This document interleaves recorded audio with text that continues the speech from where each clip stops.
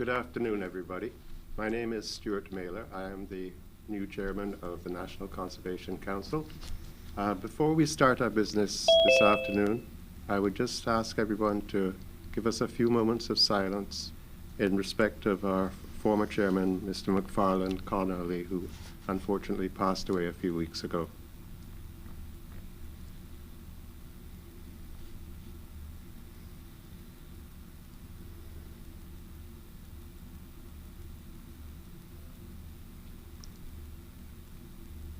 Thank you. Now, before we start today's agenda, I'd just like to say a warm welcome to our new members. To my left here, we have Miss Lucille Seymour, representing Georgetown. And to her left is Mr. Ian Kirkham, representing Northside. We have one other new member, that is Mr. Steve Broadbelt, representing East End. I believe he is on the Zoom call this afternoon. Could you confirm that, John? Not yet, sir. He's actually traveling. He sends apologies. He'll be late getting onto the Zoom. All right, thank you. Logged in. I just logged in. I'm here. There you are. Good afternoon. Good afternoon. So I understand we do have a quorum, and therefore we could start today's business. Yes, sir. Starting with declarations of interests. If any of the members have anything appearing on today's agenda, could they kindly declare that now? Nothing for me.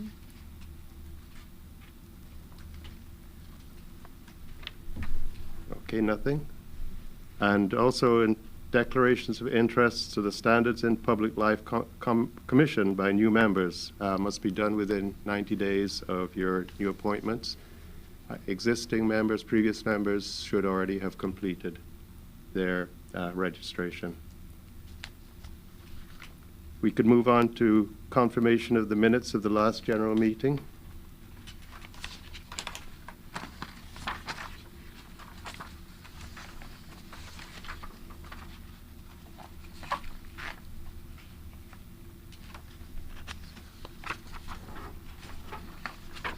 John, could you lead through this? Yes, sir. I can do that.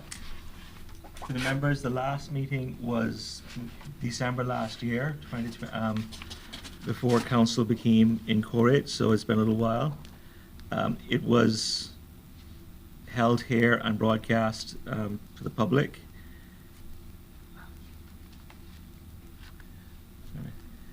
We went through a number of items, such as regarding invasive species, the judicial reviews that the council was then under.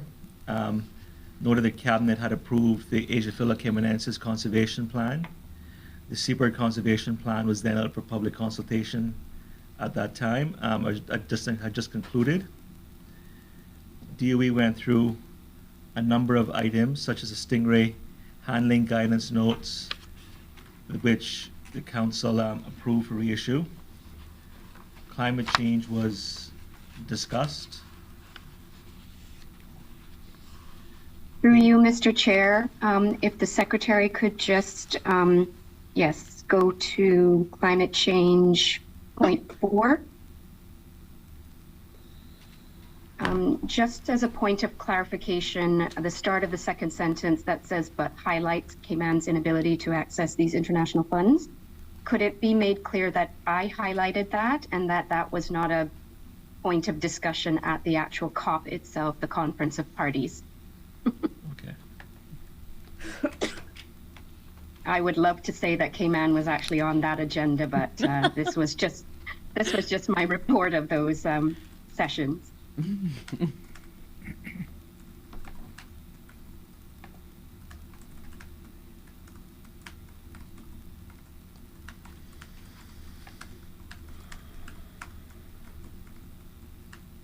Okay, have that correction, thank you. DOE also presented about the environmental advisory boards that were going at that time, such as for the regen, the Hutland Road Extension, East-West Arterial, Cayman Brac Marina. Council reviewed a few new matters. The Bayview EIA opinion, was reviewed and ratified. The cement plant EIA opinion was likewise reviewed by council and ratified.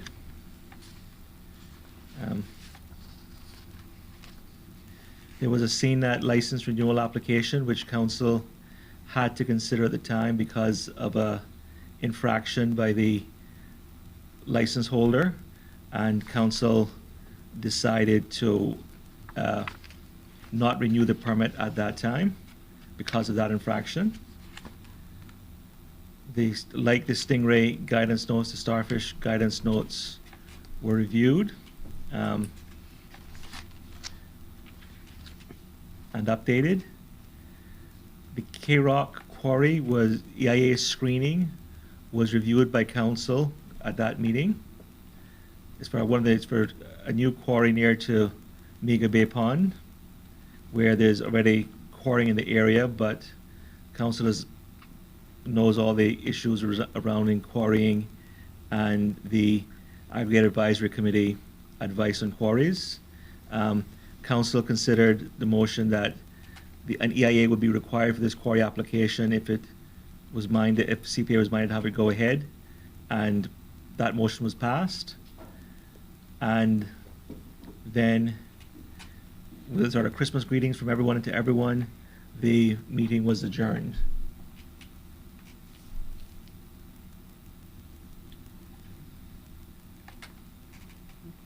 Okay, no other comments?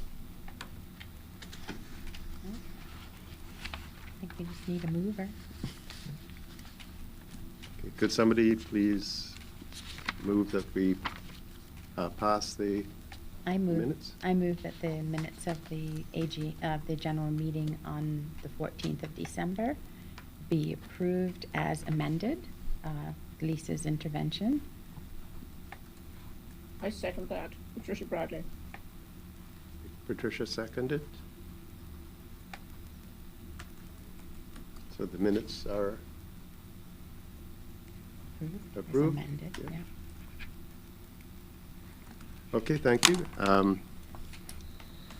Moving on, development matters pending council consideration. The first item, Aqua Bay EIA screening. Yes, Mr. Chair, just before we get into the presentation, I'd just like to introduce the manager of our environmental management unit, Ms. Loren Dombowski. She's going to take us through several screening opinions that council needs to decide on today. So, Loren, I'm assuming you're online and ready. I saw the presentation come up, so whenever you're ready, please just go ahead. Okay, great. Thank you. Yes, so I do have a presentation, which is a short summary to supplement the full EIA screening opinions that were circulated. So the first one is for Aqua Bay Club, and they have submitted a planning application to redevelop, and our unit has drafted an EIA screening opinion. So the NCC needs to consider whether or not an EIA would be required for this project. They would like to go to 10 stories and have 38 units. They have amenities like a fitness center, pool, and below ground parking. They also have some pools on the roof. And they would like to demolish and infill their existing pool, and they do meet their 130-foot minimum setback requirement. Thanks, John. Can you go to the next page? So this is an overview of what they have proposed. The red dotted line on the side, the C is on the right-hand side, and the red dotted line is 130 feet from the sea. And then they've got one single 10-story building on this side. Slide. So we considered aspects such as noise and vibration and transport and climate change, as well as visual impact, and we thought that those areas of impacts would be minor. we did recommend a study of the visual impact of this building because it is 10 stories and a single mass. And we also recommended a study of daylight, sunlight, and overshadowing to look at the impacts on the beach and the surrounding properties from a building of this size. As 7 Mile Beach continues to get these buildings going up to 10 stories, there could be impacts to, well, there would be visual impacts as well as potential daylight, sunlight, and overshadowing impacts. Could you scroll? Thank you.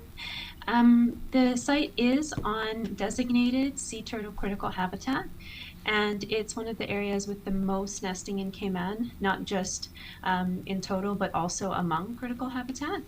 And so for that reason, we're recommending that we direct turtle-friendly lighting and construction fencing on the beach side, and that no heavy equipment be allowed to work on the beach during nesting season. That would be to prevent heavy equipment from running over nests.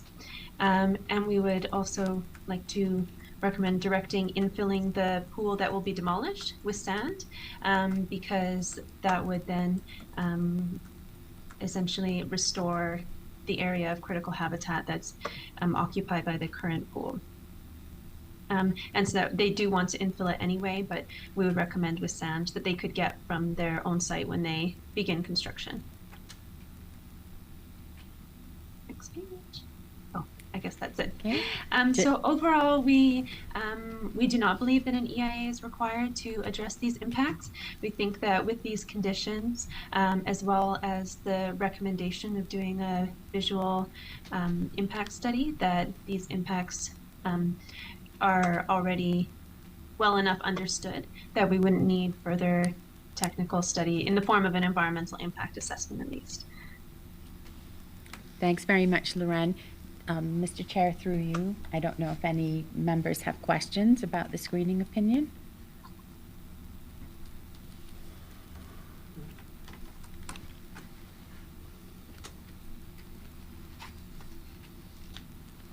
This is Steve Broadbelt. I would like to see the recommendation of using the lot across the street for additional PV solar power. Okay. That's something, Mr. Broadbelt, that we can put in our planning recommendations. That would be sort of where that belongs. So that we're happy to take that on board. In fact, we've made a note of that, I think, from last time. So thank you. Yes, the site across the road will be used for parking. So it does seem like a good location for some more solar panels. Yes. Thank you. Understood.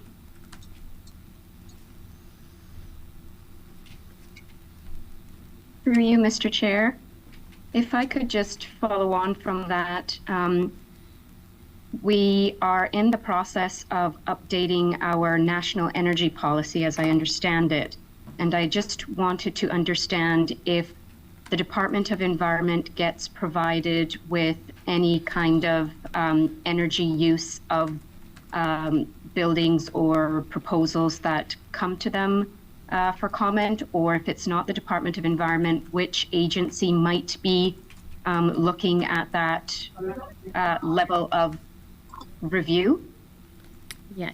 And in this instance, would we be able to say whether what is being proposed is more energy intensive than the current development that's there that will be demolished and rebuilt? Thank you. Mr. Chair, through you.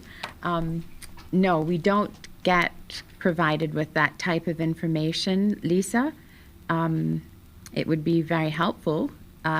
What we tend to do is to look at the scale and massing of development applications that come before us. And if it seems that there are opportunities for distributed generation on site, then we make that, because we're cognizant of the fact that the energy policy sets a target for meeting our electricity demand by renewables, so through renewables. So we think that we have to take every opportunity that is possibly there, and we realize that there may not be the option if there isn't sufficient scope for the renewable energy installation to be included in either the DER or the core provisions that are currently sort of in play. So there is an information gap, and I think it would be a good thing perhaps that the Ministry of with responsibility for energy, our Ministry of Sustainability and Climate Resiliency, or the Planning Department are tasked with looking at the whole question of energy generally especially for large applications that come forward. It's maybe something we can talk about offline and try to move it through the ministries. But it does seem like something that would be useful information to add to what is provided to us when we're reviewing applications. Absolutely. Thank you for that response, Gina. Yeah, no worries. Okay. So we have a second. We now have to go on to the second one. We could move on to the second presentation. Would you all, Oh, we need council, to- like to consider We need to vote, don't Voting. we? that the EIA is not needed? Yes, we do need to vote Right. on that first one. Could we kindly have a vote on whether an EIA is needed on this development?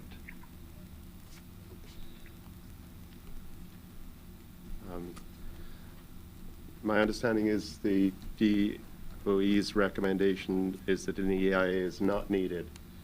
Could I have a vote? Somebody propose that as a position of council? I can move that we follow the DOE recommendation of no EIA for the Aqua Bay project. I Have a second second? that. Yeah, Mr. Bradley. I'm happy to second it, or Patricia. Patricia Bradley. Okay, Patricia, thank you.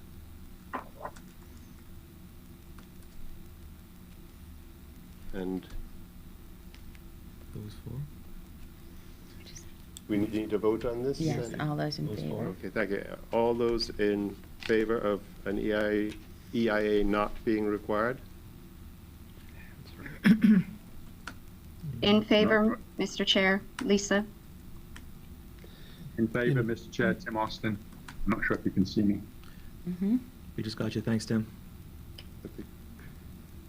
In favor, Ian Kirkham. In favor. Mr. Chair, I'm going to abstain because I was involved in the drafting, so I'm abstaining from voting. Thank you.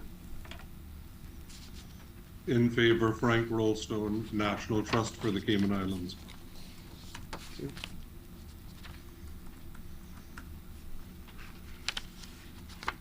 Any votes against?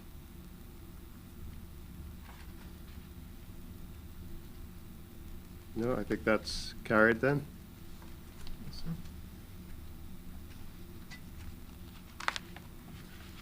Okay, thank you. John, if you could go back to the presentation. Okay. Thank you. So following the CIAA master planning exercise, they recognize that some of their projects may have environmental impacts and would be required to go through the EIA screening process.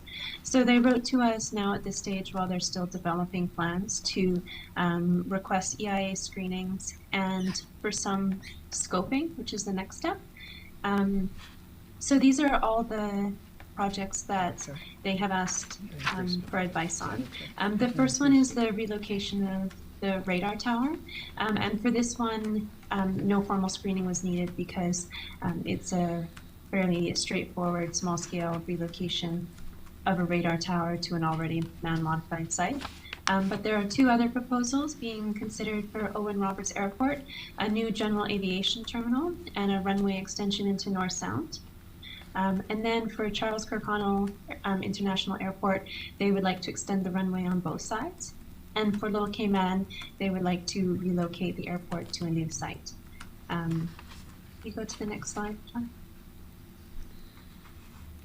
So the first one, under consideration for an EIA screening opinion, so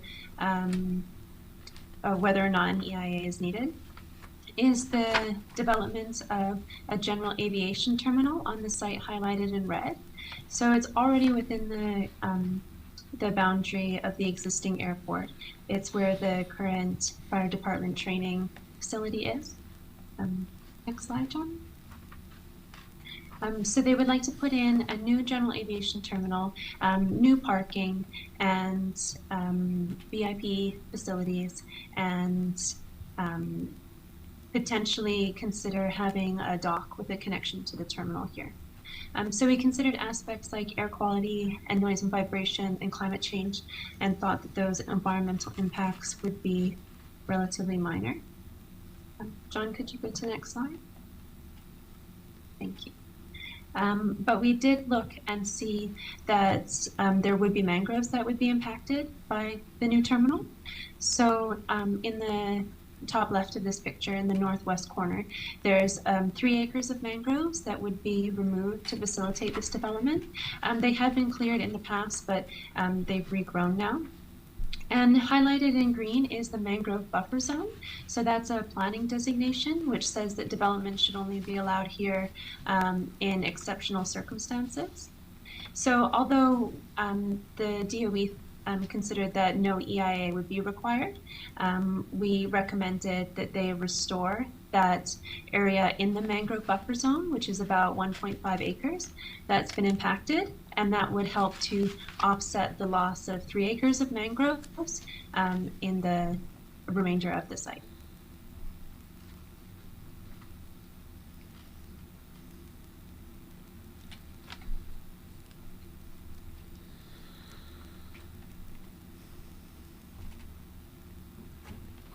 So my understanding, sorry, Lauren, is that the DOE's position is that an EIA is not needed?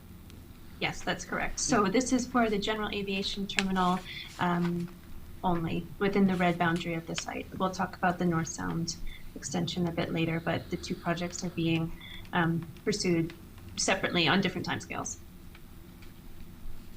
And just one minor addition to Loren's presentation, which is that we also did recommend that in the design of the proposed general aviation terminal, they take into account climate change, i.e. sea level rise, the likelihood of inundation of the site during hurricanes and storms, etc.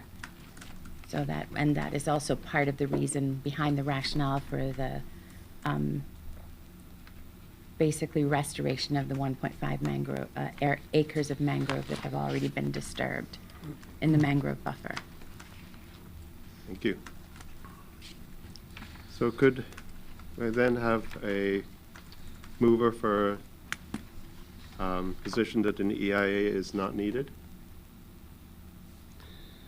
I so move, Mr. Chair. Thank you. I second it. Thank you. And do we have a vote on that, please? I vote yes, Patricia Bradley. Thank you. Steve Broadbelt, I would like to see us insist that the mangrove buffer is restored. The current site plan shows a hangar encroaching on that, so it's not just a landscaped area, it's a physical structure. And I think that could easily be a recommendation or condition on no EIA if that was agreed to be restored. Would that be a direction or a recommendation? No, we couldn't direct because the mangrove buffer is not a protected area under the NCA, but we would certainly make a very strong recommendation that it is restored and provide the rationale for that restoration. Thank you. I vote in favor of the recommendation. Thank you. And whilst in the Department of Environment, I also support the recommendation in favor. I support the recommendation. Thank you. Frank Rollstone, National Trust for the Cayman Islands. I support the recommendation. Thank you. Lisa Hurlston, I support the recommendation. Thank you. Mr. Chair, I think all members have voted, so I'm just going to record my abstention, again, because of my involvement in the drafting. Okay, thank you. Okay, could we move on then to the Cayman Brac Airport expansion EIA screening?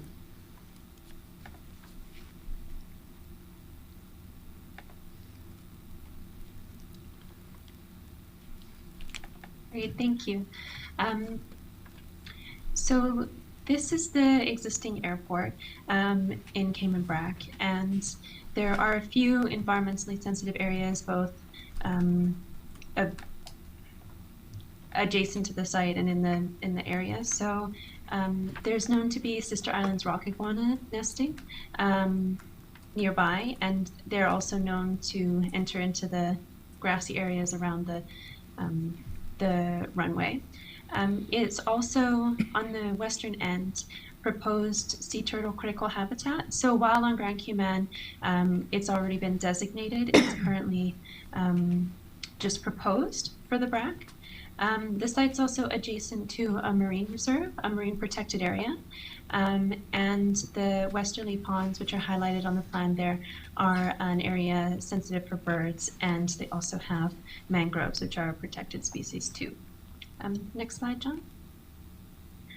So the proposals for the BRAC are to extend the runway and safety area to the west. And so this would bring it quite close to the proposed critical habitat for turtle nesting. They would like to partially fill in the ponds to the south. The area that's highlighted in black hatching, that's the area that they would like to fill in.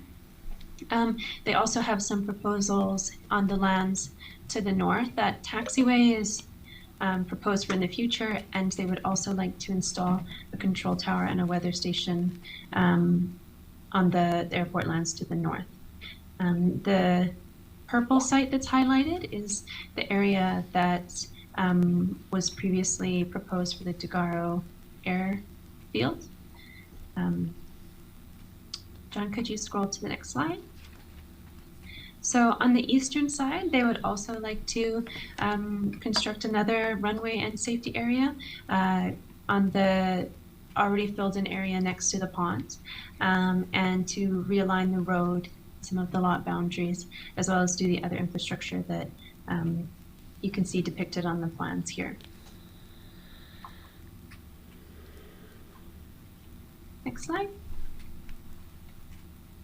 So this is a bit of a wider context of the BRAC, and this map is from 1958, so it's the earliest aerial imagery that we have.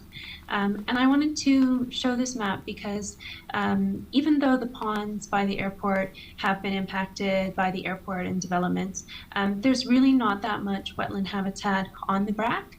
So even though those ponds are not pristine, they're still very important as a stopover site, as some of the only opportunities for wetland birds and wading birds on the BRAC. John, could you scroll? So with that in mind, the recommendation from the DOE is that an EIA would be required.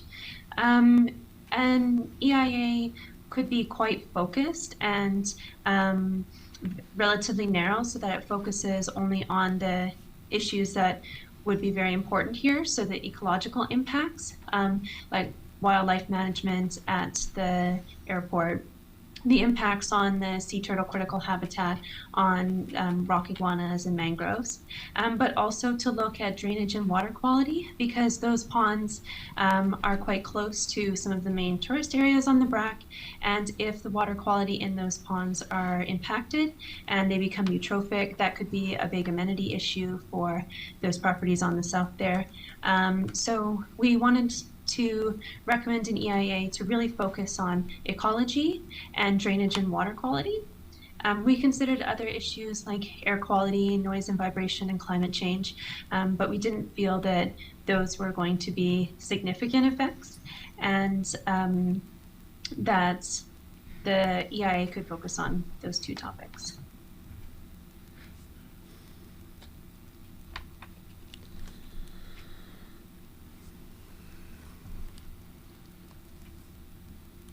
Through you, Mr. Chair. Okay. Could the DOE enlighten us as to why the Airports Authority did not include this one as a automatic scoping endeavor, as they did with the other two islands? Was there a particular rationale that was given? That was actually based on my advice. So for the other two airports, I feel it's completely clear cut that those ones need an EIA.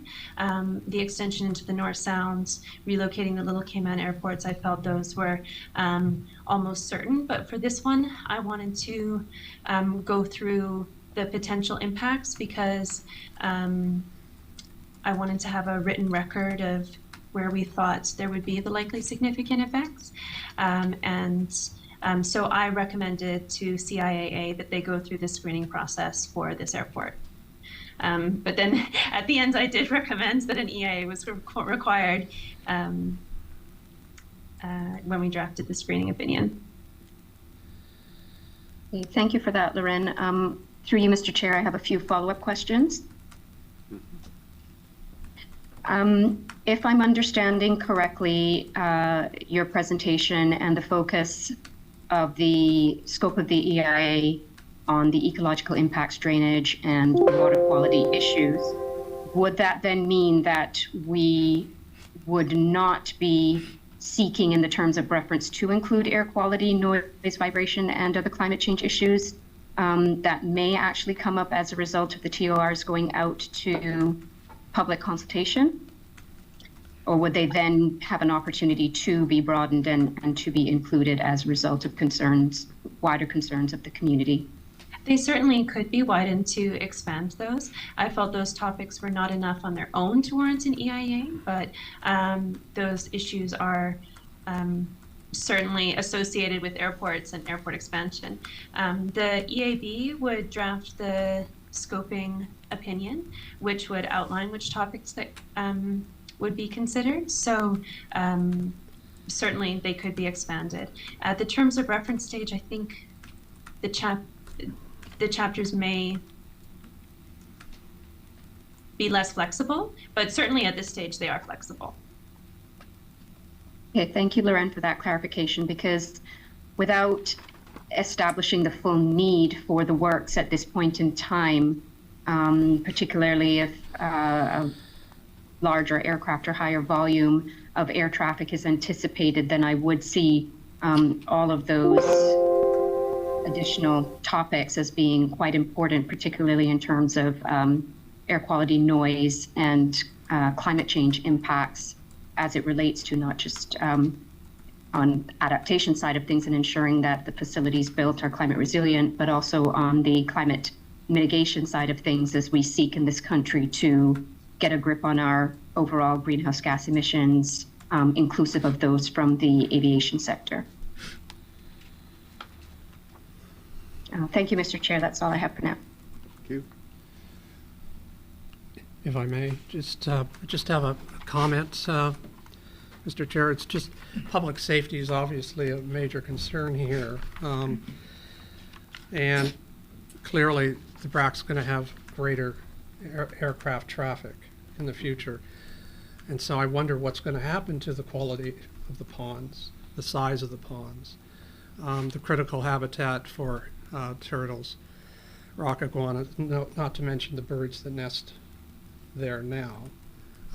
All of these will be impacted as the number of aircraft increase, and public safety is a major factor. So I think an EIA is warranted, so that we understand what the impacts will be on the surrounding area and the species that clearly are in need of some conservation. Yep, thank you.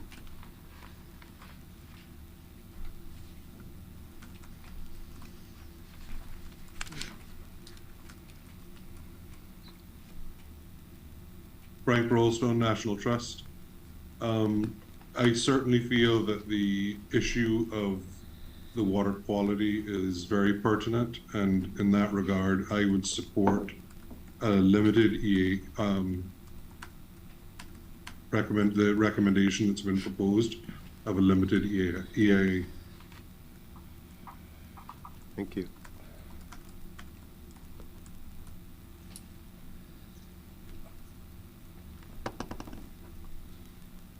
So could we then get a vote for whether we accept that an EIA is required for this development?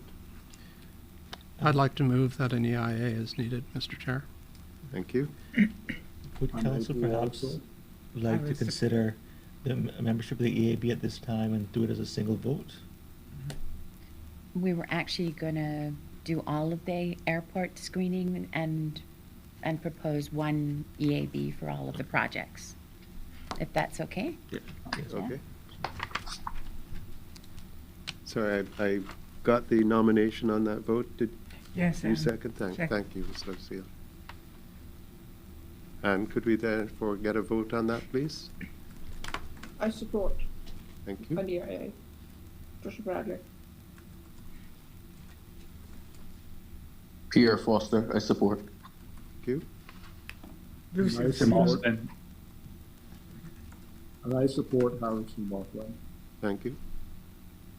Apologies. Tim Austin, I support the recommendation. Thank you. Steve Broadbelt, I vote in favour of the recommendation. Thank you. Lisa Hurlston, I support the recommendation. Thank you. Frank Rollstone, I support the recommendation. Thank you. Mr. Chair, I just would like to record my abstention from the vote because of my Okay, thank you. involvement in the drafting. Okay, that's carried. So the next proposal, Grand Cayman Runway Extension EAA Screening. Lauren? So for each EIA project, the scoping is carried out by an environmental assessment board. So an EAB is a subcommittee of the council. It's chaired by the director and has the deputy director and the director of planning on it, on each EAB. And the other members are based on the likely significant effects. And the EAB involves other government agencies that are normally part of the regulatory processes associated with a project. So each EIA project has its own EAB, which is a great opportunity to get all the government agencies around the table to make decisions around the project.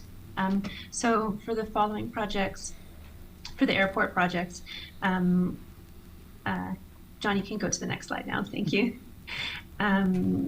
We would need to, well, the NCC would need to appoint an EAB to take the EIA forward.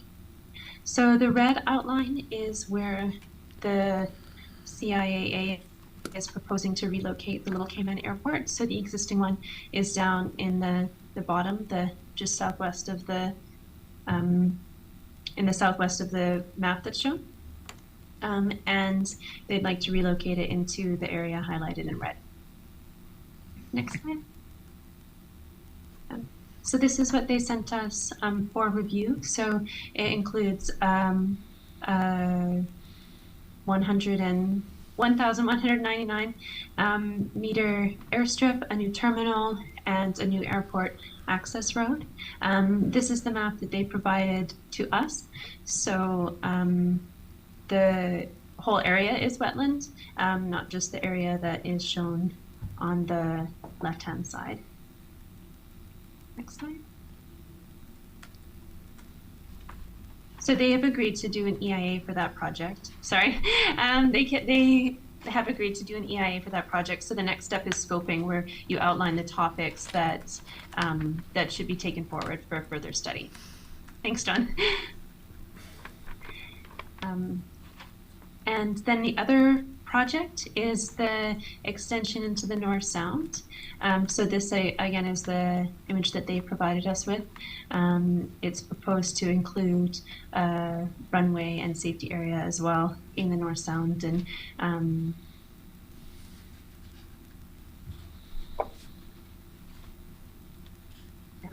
slide. So we think at the DOE that it might make sense to just have one EAB for all 3 airport projects. We would be dealing with the same people, and most of the members would be the same anyway.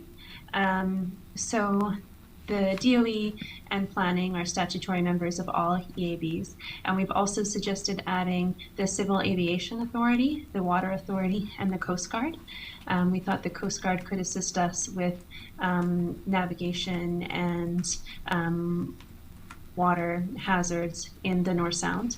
And then in terms of water quality, Water Authority would be the best expert on that. And then the Civil Aviation Authority could help us with the regulatory side of the airport's expansion.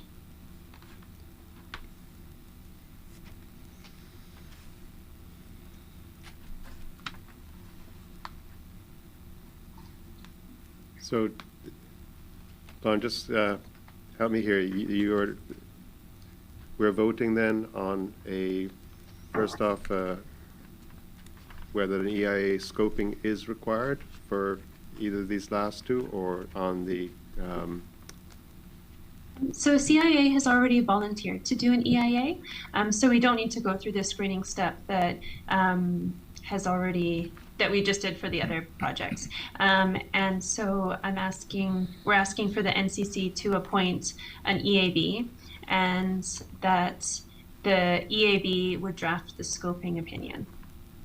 So if the NCC appoints members, then we will reach out and contact those members and convene the EAB so that we can discuss scoping.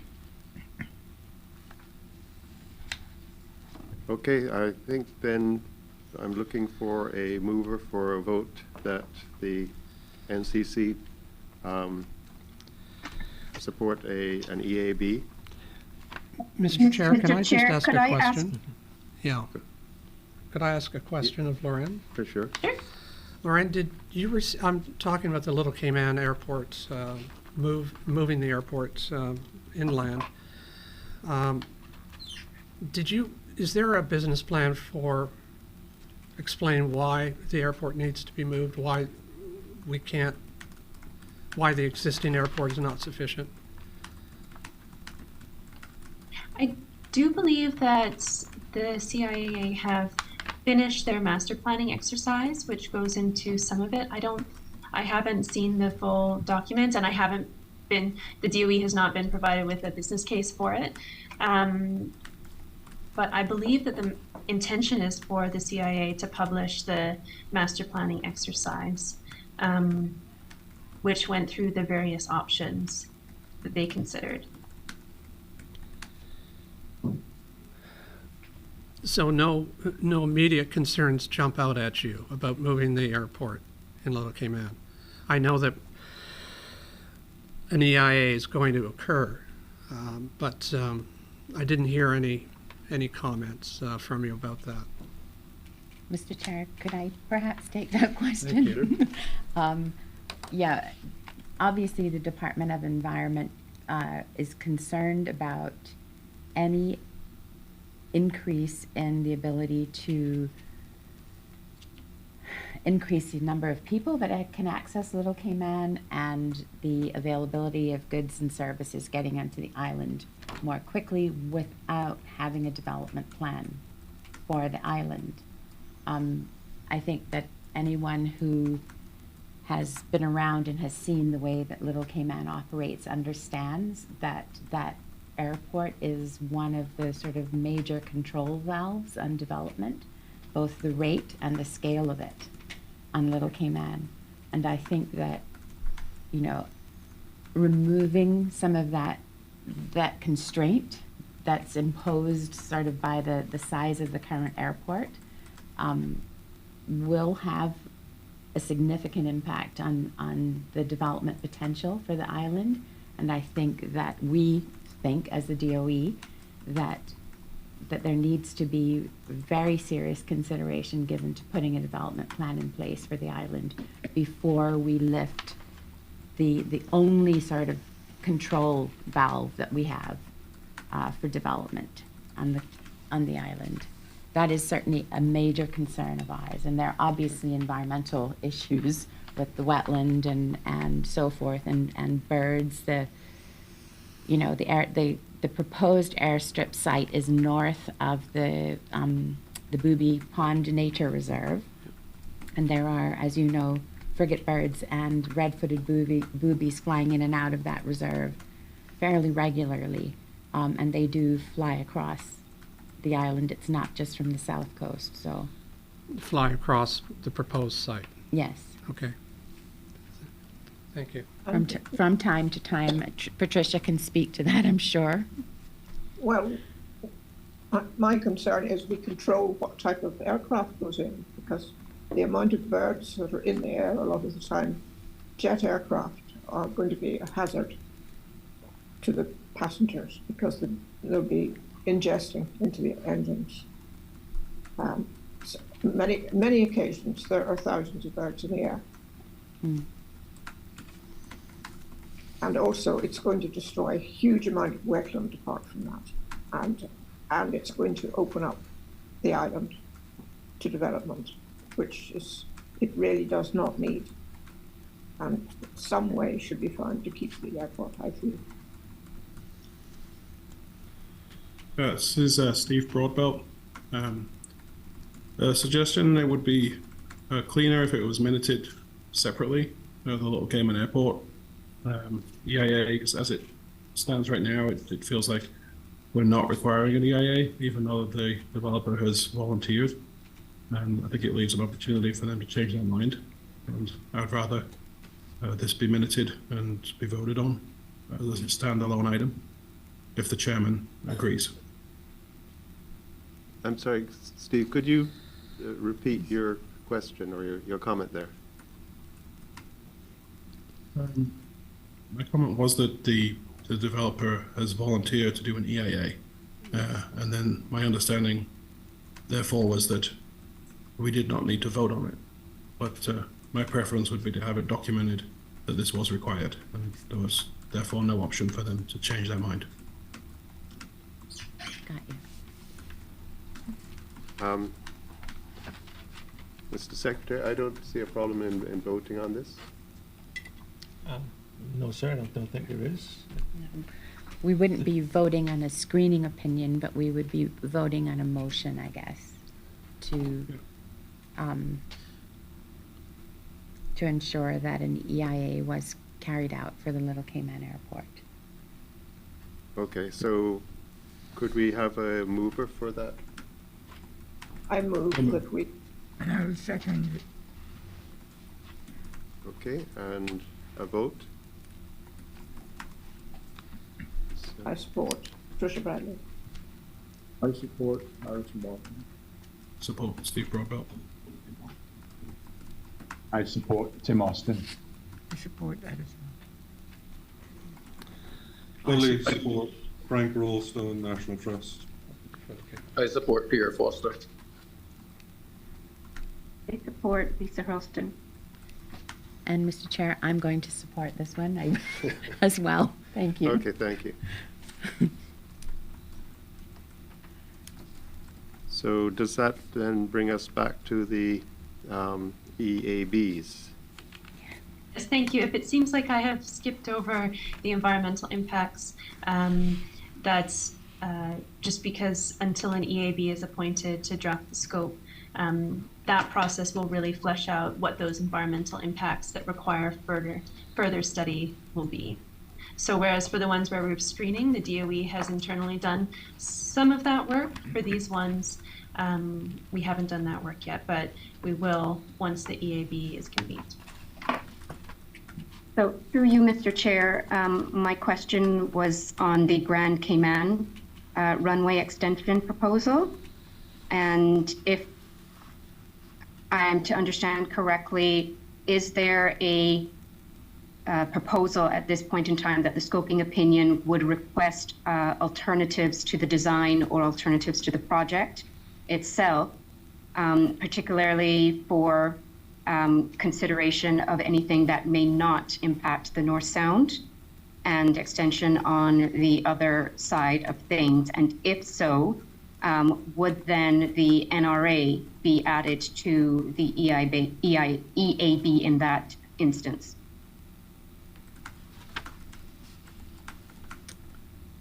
Mr. Chair, I'll take that question. Thank you. Lisa, I think you raise a really good point about the NRA being included if we're going to be looking at alternatives. Obviously, we need to assemble the EAB before we kind of flesh out the scoping opinion and what that might cover. But I take your point that an alternative to an extension in the North Sound would obviously involve extending the runway if that was deemed to be necessary to the towards the road and the Smith Road Oval, etc. So the NRA would definitely be a very key person or entity to have on board to look at those issues. So we could add the NRA to the EAB for the airports generally, understanding that they may only sort of come into play for this one potentially. In a similar way to the Coast Guard, because obviously the Coast Guard wouldn't be involved in looking at issues on the Little Cayman runway unless we were looking at other alternatives that were sea-based, for example, to that. But I agree that the NRA would be a useful addition to the EAB. So maybe, John, if you could put up the slide that had the recommendation for the membership so members could see. Yeah, thank you. Thank you.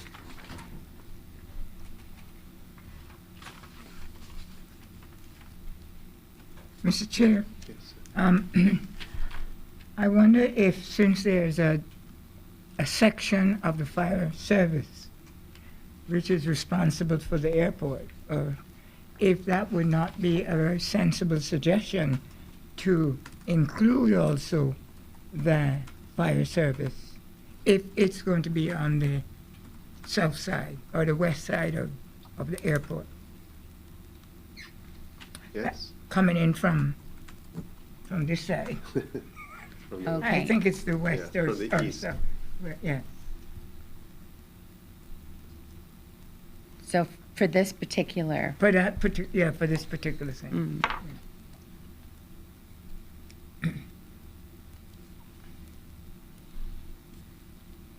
we could certainly figure out whether, I guess, Loren, if you could help us think this through, we really would be putting the people here who would have any kind of impact on decisions relating to the proposal in front of us, right? So I'm wondering whether the fire service has a role. Are they just strictly, safety, aircraft safety, people safety? I don't know. Lisa, how do you feel about this? Lisa and Loren, EIA Sorry. people. I would definitely see them as an agency to be consulted, perhaps for their technical expertise, particularly as it relates to them being able to respond adequately to emergencies, either side of whatever is being proposed, whether it's to the east or to the west. I don't know that they would necessarily have to be a full-time EAB member and attend all aspects of the project process if it doesn't really apply to them largely. But that's just my immediate thoughts. I defer to Loren. I would agree. I know they do play a role in reviewing plans from a safety perspective, but for the project as it is at this stage, that would be quite a bit further down the way, I would think. But we certainly could consult them on a draft scoping opinion to see if they had more to add or wanted further assessment of any aspect to help them make their decisions. Yeah.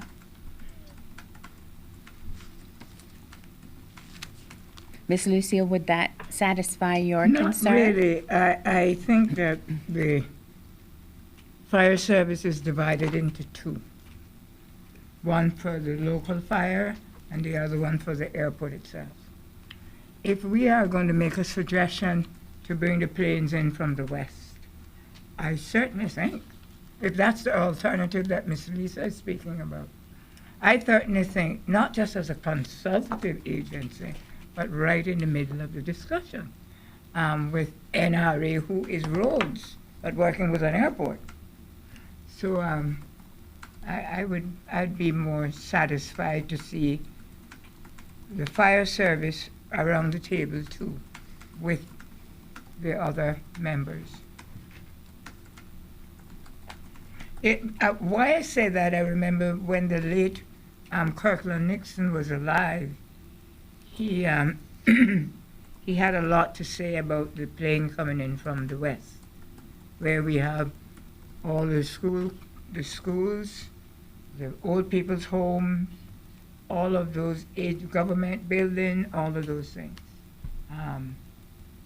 So that is why I am sort of sticking to my decision that we should have the fire service around the table with the other group, the other persons nominated.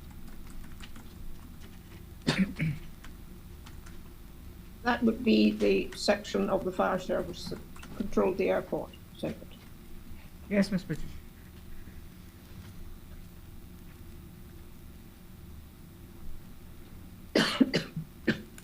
By the same token, Mr. Chair, I wonder for the Grand Cayman one in particular, if hazard management, Cayman Islands would be the agency that would be consulted on climate risk and other vulnerability issues that the airport facility may be facing at present or projected into the future, or whether they would be considered likewise a contemporary to sit on the actual EAB at all times.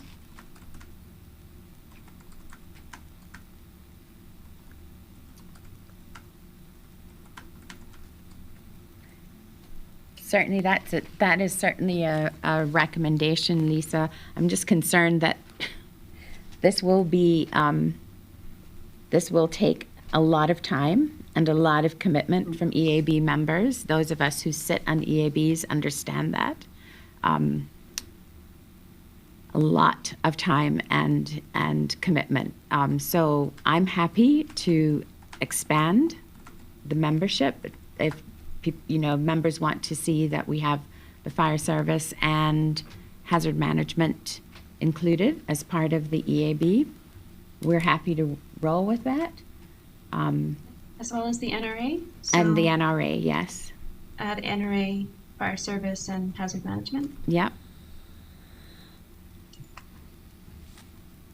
And to be clear, I was particularly recommending them for this particular project, but as the EAB seems to be dealing with all three airport projects, I don't know, but I was thinking especially for the Grand Cayman one.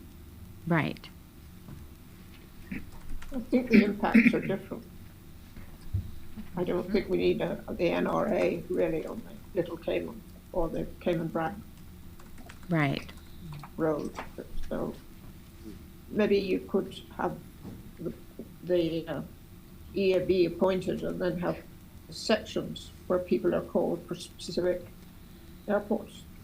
Right. With addition of maybe an extra member for each, or two members. Is it worth, Mr. Chair, parceling out Little Cayman from this discussion on the EAB and have a separate EAB established for Little Cayman? It seems the circumstances may be a little bit different, and I do hear Gina, your comments about time and the onerous tasks that sitting on the EAB Yeah. results in. If members can opt out, maybe that's an option. Yeah. Saying that we really don't have a role here in this particular Yes, I think discussion. that would work. Yep, just, Mr. Chair, through you, so that I can just try to summarize this. The departments on the board there, the entities on the board, obviously DOE and planning are statutory members of the EAB. So we would have Civil Aviation, the Water Authority, and the Coast Guard. Well, Civil Aviation and the Water Authority for Yes. the Cayman Brac Airport and the Little Cayman Airport. And then we would add the Coast Guard, Fire, NRA, and Hazard Management for the Grand Cayman extension, is what we're suggesting. Have I got that right? Yes, I support that. Okay. If I may, Mr. Chair, the Little Cayman Airport, I would say definitely the fire service. Okay. I've been working with them for many years when I was flying in and out there. And I don't know if it's going to be, the airport is going to be operated by the airport authority, or it's going to be a private strip again. But if it's private, then the fire service plays a very important part in Little Cayman. And that is, they check the runway daily, 5-7 times a day before flights arrive. Because they don't have security there. We have a police officer that come there, like when the flights are coming into direct traffic, because we have to cross the road to get into the parking area by the terminal and out on the way back to the project. So I think the Little Cayman, definitely the fire service, need to be included in whatever decisions are made down there.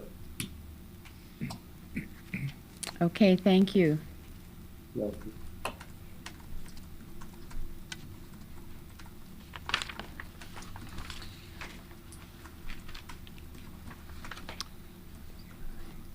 So if we're going to formulate a question to vote on, then it would be, sorry, yeah, it would be that the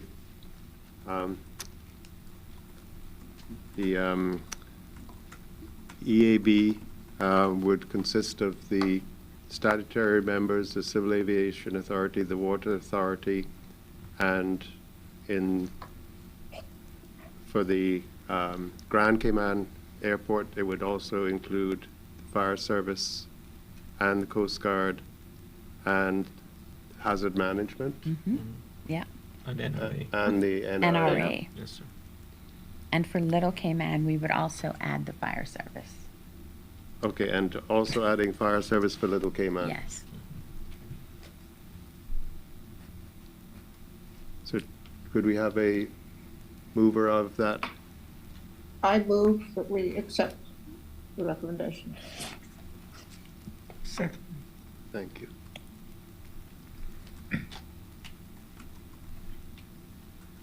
Steve Broadbelt, I vote in favour. Thank you.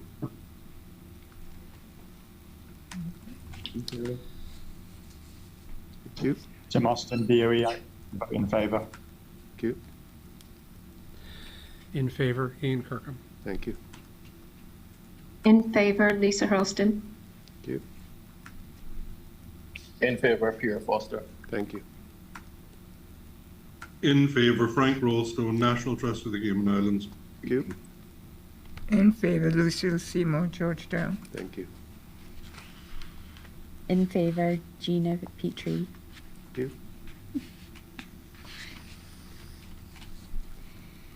And I think that's everybody, but any against?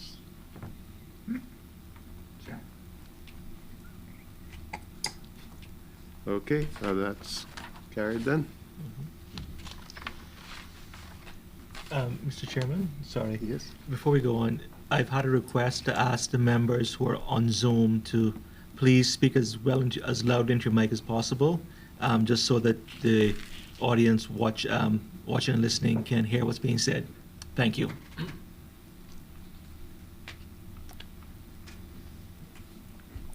Okay, then we're moving on to the Scott's after the fact quarry extension, Cayman Brac EIA screening. Okay, thank you. So this is the West End Quarry in the Brac.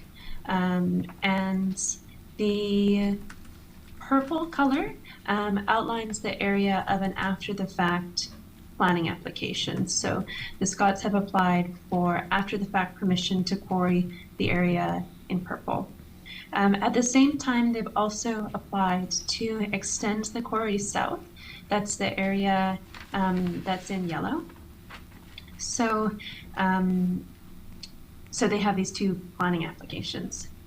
The quarry is very close to Saltwater Pond Trail, which is the trail that runs along the eastern end of the quarry. And when there is blasting at the quarry, there's fly rock that impacts the trail, and so it's often closed to the public when they are quarrying. Could you go to the next slide? And during one of our site visits, we found evidence that this fly rock is physically impacting the trail. You can see that these rocks have actually hit and damaged the boardwalk that's included there, as well as the potential safety and human life risk from this, the fly rock coming from the blasting at the quarry. Could you go to the next page? And this is the view from the trail now. So it used to be relatively screened from the public's view as they were walking along the trail. But now as they've moved closer towards the trail, you can see that you can see right into the quarry, basically. And so this, given that Saltwater Pond Trail is a tourist amenity and the boardwalk was put in with district administration funds, and it's highlighted on a lot of promotional material for the BRAC. This is a major amenity impact. It affects your perception of the trail if, when you're walking by, you're looking into an active quarry. Could you go to the next slide? And it does look like they are proceeding with the extension that they've applied for, even though they haven't been granted planning permission. So this is showing the yellow area. Basically, there already has been clearing at the top, and it looks like they're moving southward anyway, regardless of the fact that they haven't received planning permission yet. Yeah, we can go to the next slide, John. Thank you. So this is a tricky one because you don't need further technical studies to identify that this is impacting the trail. We don't really think that an environmental impact assessment, which would involve studying what's happening here, would really provide that much more information than what can already clearly be seen. There's no real practical benefits to doing an EIA for an after-the-fact quarry. Any impacts that would have been predicted have already occurred. So the DOE has recommended that an EIA is not required, not to say that there aren't serious concerns at the site, but that there aren't technical studies needed to address them. It does look like there are impacts to Saltwater Pond Trail, and that the lack of regulatory involvement is causing adverse impacts, and that can result in degradation of the trail for tourism, as a historic site, and as a public amenity. Environmentally speaking, we've recommended that the Development Control Board secure a dust management plan and require a noise assessment to evaluate the levels of noise. And the DCB would need to take into consideration the serious adverse impacts occurring to the trail, but that an EIA would not be needed for those considerations.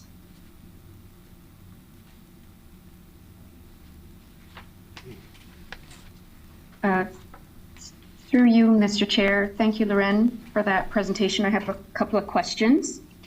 Can everybody hear me okay? Yes. Yeah, okay, thank you. Firstly, in terms of the breach of planning permission, the after the facts works, I suppose, that's being considered, are there any legal proceedings that you anticipate would take place that would perhaps complicate any type of recommendation for mitigation or compensatory measures from an environmental standpoint? I think that since it falls within the realm of planning, that any sort of legal proceedings would need to come from the planning department. Yeah, and I was going to say that our law does not allow us, the National Conservation Act, does not allow the council and the DOE on behalf of the council to sort of make any directions or take any enforcement action. Because the offense here is one that has occurred under the planning legislation. So I don't know whether the planning representative who's online has any further information on this, but we're certainly not aware of any legal action being pursued by the planning department.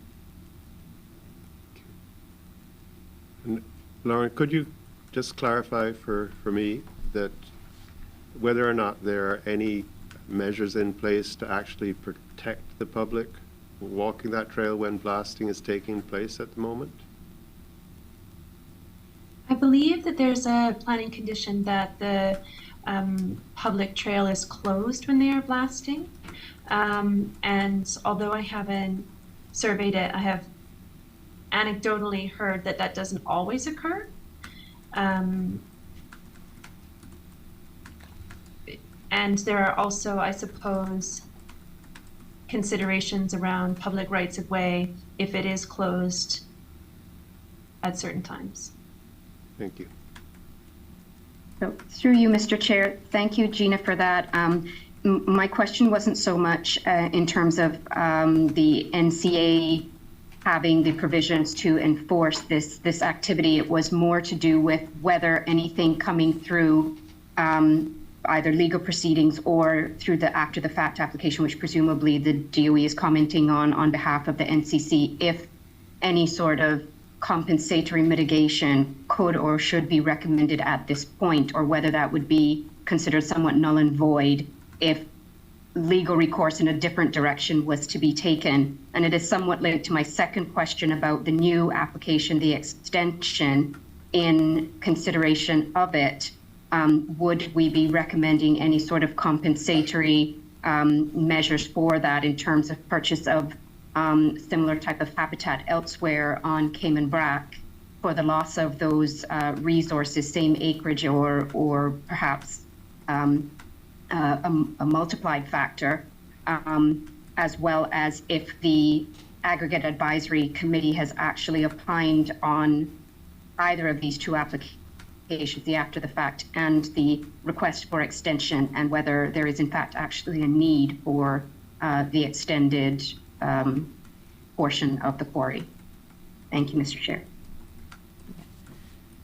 So on the first question about the mitigation or the compensatory, any kind of recommendation for some kind of compensatory purchase or exchange, of land, whatever, that is something that we could consider recommending, but that would be a recommendation at this point from the NCC via the DOE. So we could definitely add that to our planning recommendation. In terms of the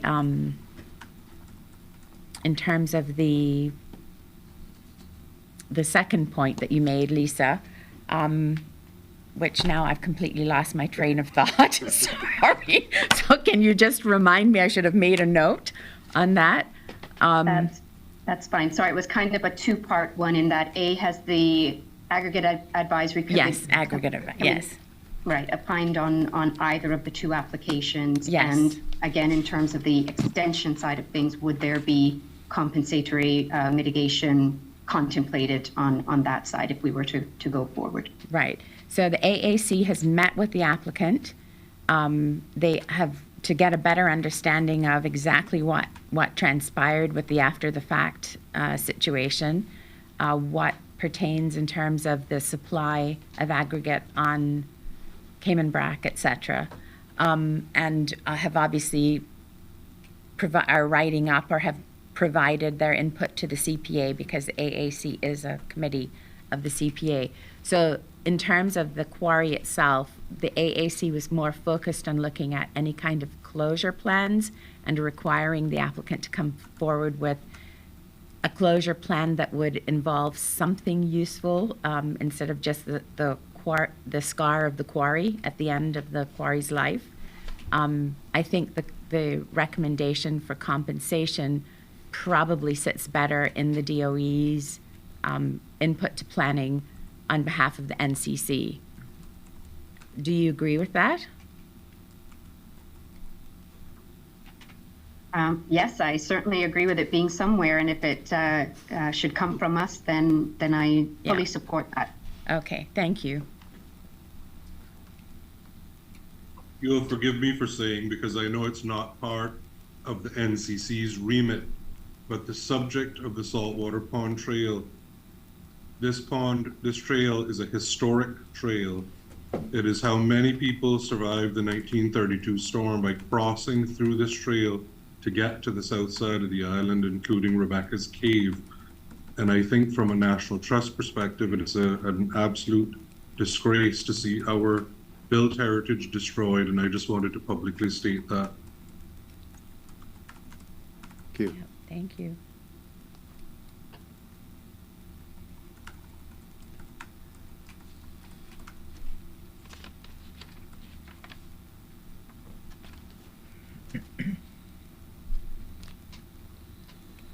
So Gina, could I perhaps ask you to propose a question that the council could vote on regarding this matter? Sure. I'll give it my best shot. So what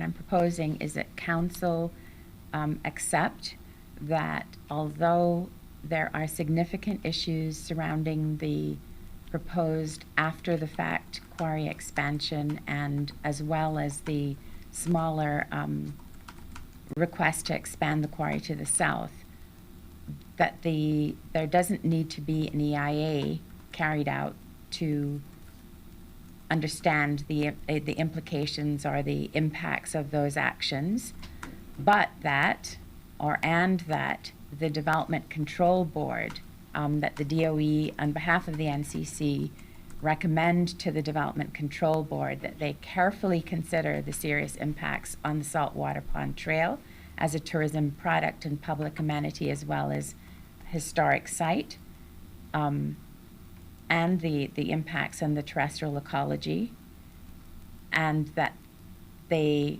require the applicant to secure a dust management scheme for the part of the application that would be ongoing, so the expansion to the south, as well as to carry out a noise assessment to assess potential levels of noise generation for the people and the communities to the south of the quarry that would be impacted. So that's long, but it is a lot of information to consider. So we're basically saying no EIA, but that the DCB be alerted to the fact that they have to carefully consider the serious impacts on the Saltwater Pond Trail for all the reasons I went through earlier, as well as the fact that they need to secure a dust management scheme and a noise assessment for the expansion of the quarry. Thank you.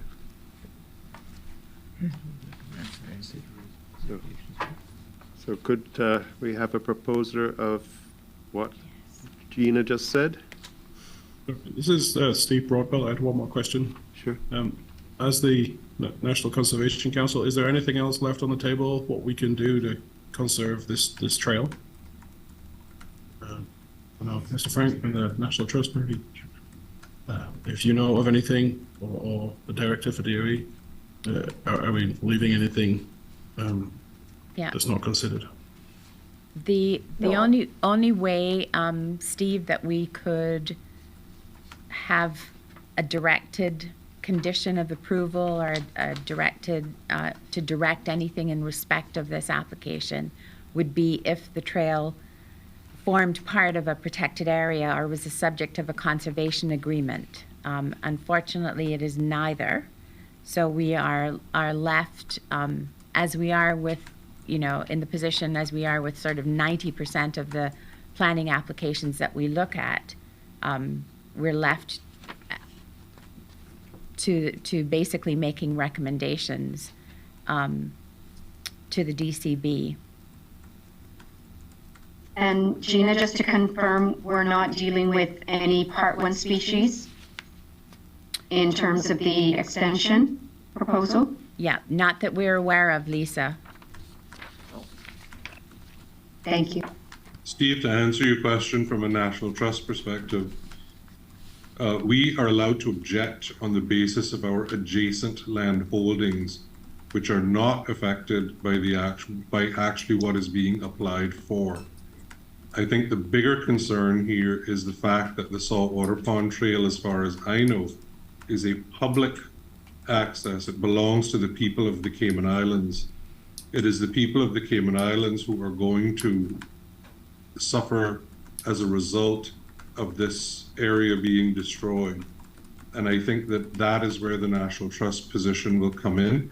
And as such, we have issued our objections to this already, and therefore I will abstain from the vote in this regard as we have another matter pending. Mr. Chairman, would it be possible to clarify who owns the land that the trail runs across? Laura? Sure. So the trail is technically a road parcel. It doesn't have a block and parcel of its own, so that's Crown owned. But the land on either side is both owned by Scott Development Corporation. So there's no risk of that getting quarried in after the fact application came in? Yes, there is. They do intend to quarry right across. I've been dealing with them for a lot of years, and they at one stage talked to me about moving the trail and giving us another trail so they could quarry right through. So, I mean, until we have a development plan for the BRAC, this sort of issue is impossible. Yeah, Mr. Chair, through you, would like to second what Patricia said. I mean, so many of the issues that we're dealing with stem from the lack of proper planning regulation on the sister islands. And, from the very onset of the National Conservation Law, when we were taking this out to the public many, many years ago, I remember trying to explain to people who were sort of questioning the provisions of our law, that our law could not possibly fill the gap that is needed to be filled by proper development plans and proper planning legislation. And that remains the case today. We don't have a development plan for either of the sister islands, and obviously they're desperately needed. Thank you.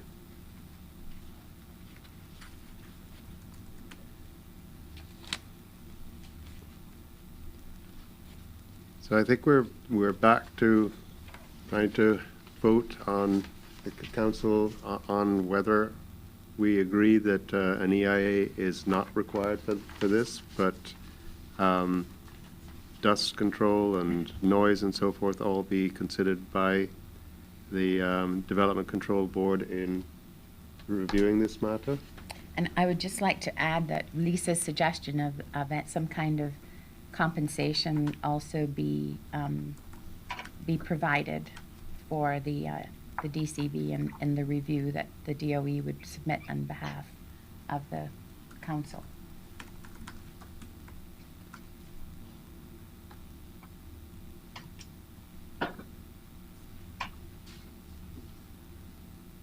So could somebody kindly propose that to the council, that we vote on this, whether we are in favor of that?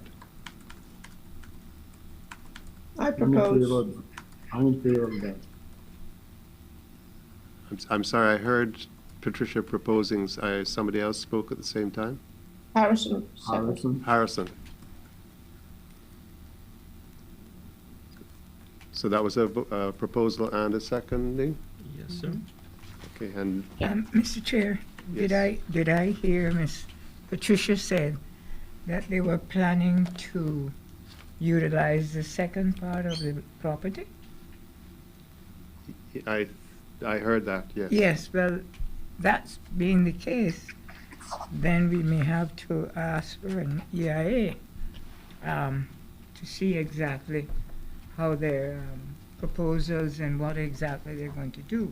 That might solve the issue if we get them to, not solve, but at least. Historically, Ms. Seymour, through the chair, they're going to go south first before they cross.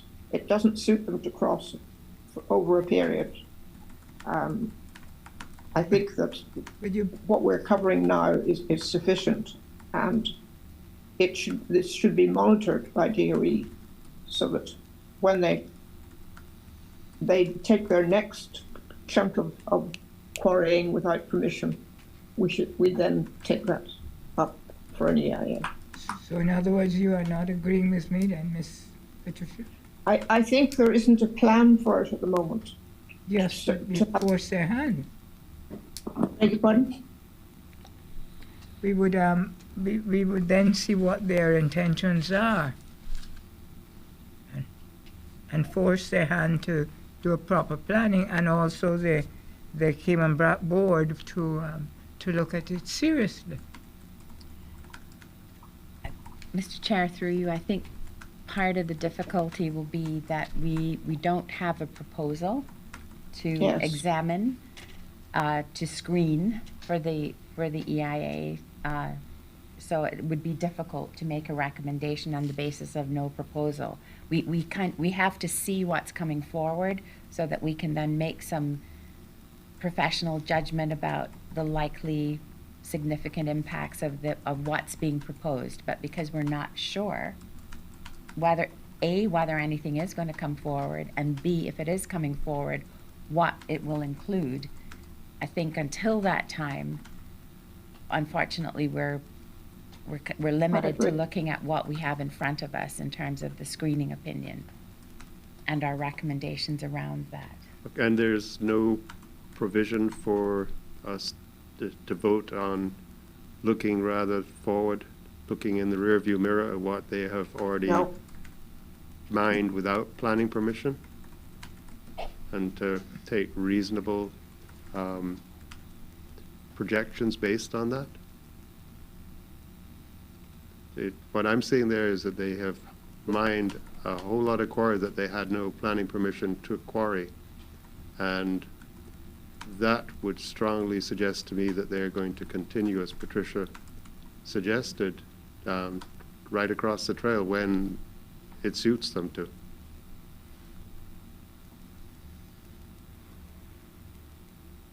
Mr. Chair, Steve Broadbelt, if we have little options on restricting this, at least if we could add to the recommendation, the yellow expansion zone remains outside of the red buffer line. There's a small area there that encroaches the red buffer line. If that is accurate, then I would recommend that that's included in any feedback that's provided to the Development Control Board. Thank you. Thank you.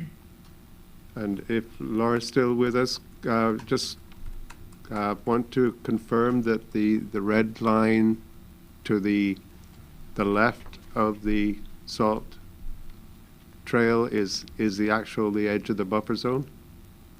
Yes, that's right. And yes, so those are 3 buffer lines there, I think 200, 400, and 600 feet. So our recommendations would be that they do not go within 200 feet of the ponds, or sorry, of the trail, with that yellow section there. Yeah. But they have all, the bit you could see, Lauren, is that pink. They've already blasted that, haven't you? That's why you can see into the quarry. Yeah. Mhm. Yes, it is very close, right where the mouse is hovering now. It's very close, and they have cleared some of the vegetation on the top, so it's even more visible.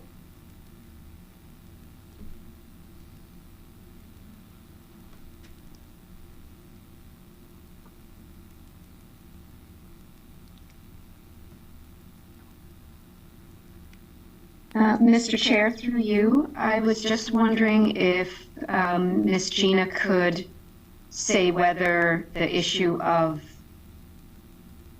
a more future-focused plan and the potential to require or request, I suppose, an EIA could come from the AAC, or whether their terms of reference prohibit them from making such a recommendation or request. Yeah, I don't think that it would strictly be prohibited, certainly not in requesting a plan for the future expansion of the quarry. So that is something that I can take back to the AAC. In fact, I know that the AAC, I believe that the last time we met with the applicant, the representatives from Scott's Development, there was discussion about their future plans, although they didn't sort of have anything drawn or anything concretely proposed.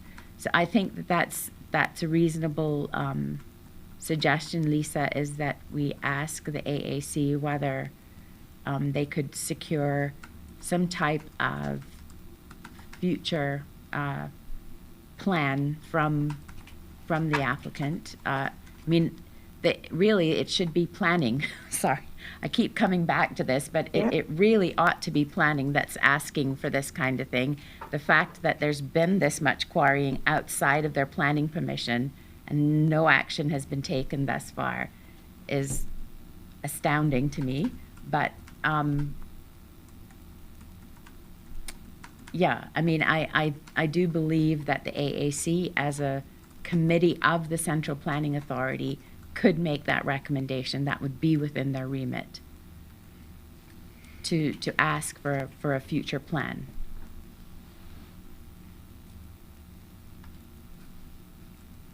I mean, perhaps they could think about a full, strategic EIA in terms of all quarrying in the 3 islands, because as we know, much of the product that's excavated from the sister islands or Cayman Brac in particular comes to, feed Grand Cayman's development. I think that's a fair assessment. Yeah. So to look at all of the quarrying activities and all of the remaining supply that's that's under license, under permitted conditions to whatever depth each of the quarries are at now, dry quarries as well as wet quarries.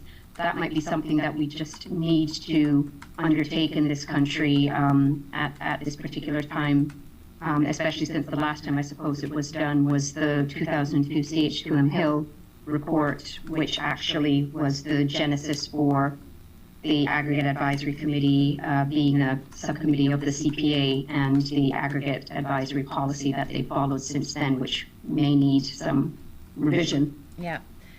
Mr. Chair, through you, I agree, Lisa, that is definitely a possibility, because the AAC has been discussing, for example, updating the supply and demand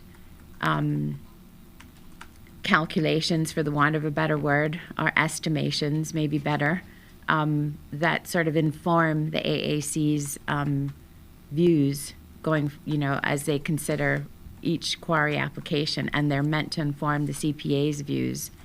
So putting that reassessment in the context of a strategic EIA would take care of a number of issues.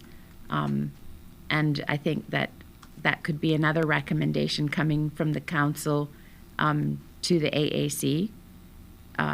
So I'm happy to take those both forward, asking for the future plan, but also considering a strategic environmental impact assessment for quarrying and aggregate supply in general. Obviously, there are funding implications for that the would have to be sorted out. But as a recommendation, I think I could take it from council to the AAC if that is something that council is minded to have happen. I support Thank that. you, Ms. Gina. Mr. Chair, does that indicate that what Mrs. McKenzie said, that Ms. Gina we would have to do a new motion, inclusive of what Ms. Gina just said, so that it can be minuted properly, and we can then vote on it. Because I think that is more, whilst I might not have used the appropriate information as Ms. Gina did, I think we've come down to the exact thing I wanted to be done. So I would think it needs a new motion by Ms. Lisa. Two motions? It's going to get complicated. No, yeah, we can do it. If I might, Mr. Chairman, Yes. Council. So the new first motion, before Council gets back to the original motion, would be that DOE should ask the Aggregate Advisory Committee and Department of Planning to secure a future plan from the applicant for the quarry, noting the level of activity outside of planning permission which has occurred so far. The other half of that motion would be that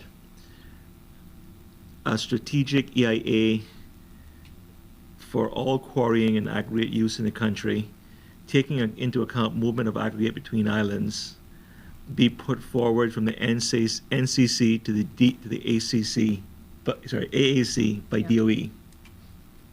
That's one motion. Yeah. So I think we should vote on that, and then we need to vote on this particular screening opinion, is my view. Mm-hmm. Yes, ma'am. And to be clear here, the NCC is only voting on us whether or not this needs an EIA. Right, application in front of us, whether And- that needs an EIA. And the application, which includes, as Mr. Broadbell pointed out, continuing to mine within the already agreed with the National Trust no mine zone. Yeah.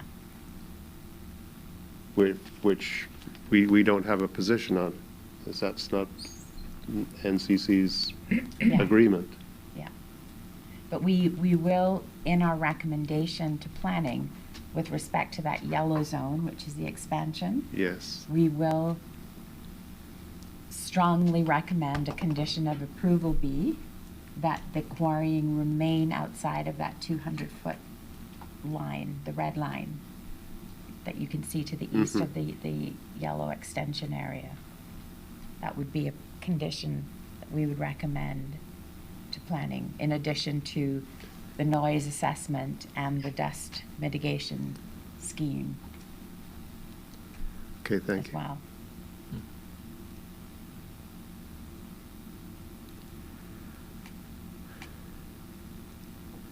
So I've forgotten the wording of your motion.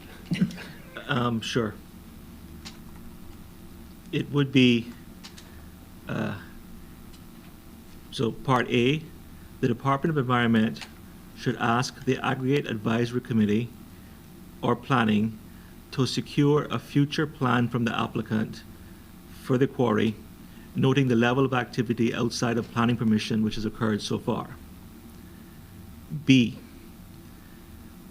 a strategic EIA for all quarrying and aggregate use in the country, taking into account movement of aggregate between islands, be recommended to the Aggregate Advisory Committee. Or The the Aggregate EIA. Advisory Committee be recommended to engage the strategic EIA. Yeah. Sorry, Patricia, what did you say? No, that's fine. No, it's okay. Can I propose that? motion? Propose A and B. Yes. Okay, yes. And second, Mr. Chair. Okay, seconded. Lisa. That's Miss Lucille. There was an aye. Yes, Yes, Yes. Mr. Chair, Ian Kirkham. Other votes? Aye. Aye. Yes. I support. Steve Broadbelt, yes. Thank you. In favour. Tim Austin, yes. Thank you. Pierre Foster, yes. Thank you.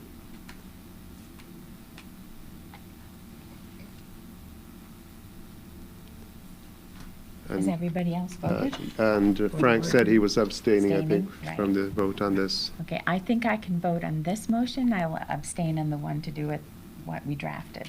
So I vote yes for the motion just proposed, Gina Petrie. Thank you. Any nays? I think that's everybody. Nope. Okay, carried. So now we need to vote on this. And now we need to vote on. On the screening On the opinion. screening opinion.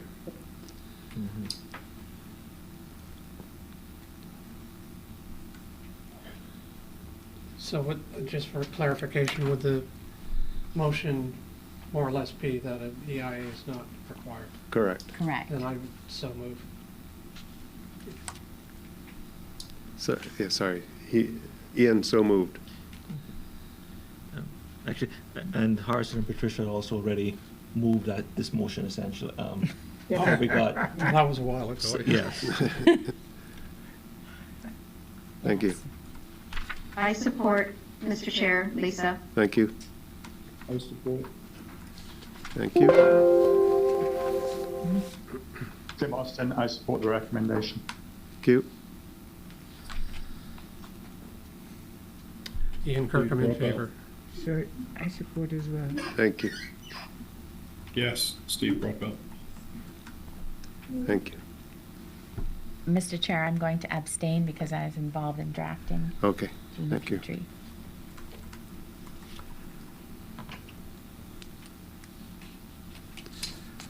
Okay. Are we ready to move on? So, K Rock Quarry, Grand Cayman EAB appointment. Lauren? Okay, John, could you go back to the slides? So, in December of last year, the NCC endorsed a screening opinion for a quarry in Grand Cayman, saying that an EIA would be required. So the applicant has now requested an EIA scoping opinion. That's the next step where you outline the topics that will be considered. So to draft that, we would need another EAB. This is the quarry here, it's outlined in blue. It has an area of 66 acres. And one of the key reasons why it required an EIA was because of the impacts to Meager Bay Pond, which is a protected area, one of Cayman's oldest and longest protected areas, which is highlighted in red. And then the proposed east-west arterial is also shown just to the north of that for some context. So by the quarries in the surrounding area are currently impacting Meager Bay Pond, and the addition of this quarry as well may impact the hydrology and cause Meager Bay Pond to degrade. So for that reason, the NCC has required an EIA, and the DOE is putting forward that the DOE and planning as statutory members would be on the EAB, along with the Water Authority and NRA.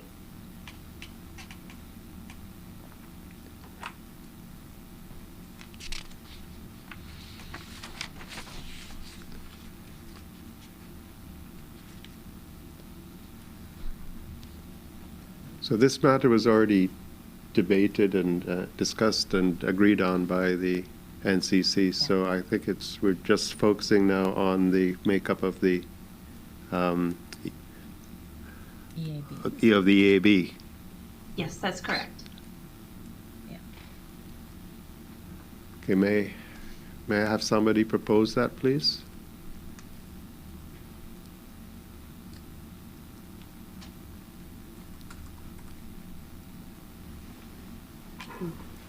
I don't know whether I'm allowed to as the chair of the EAB, but I will. Lisa, do you? I can propose. I was just trying to think if there was any other technical expertise required, but I can propose.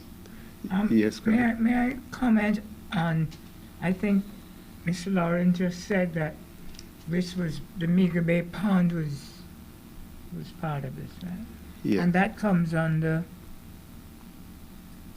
The NCA. NCA. Protected area. It's a protected area under Protected our area. law, yes. Yeah.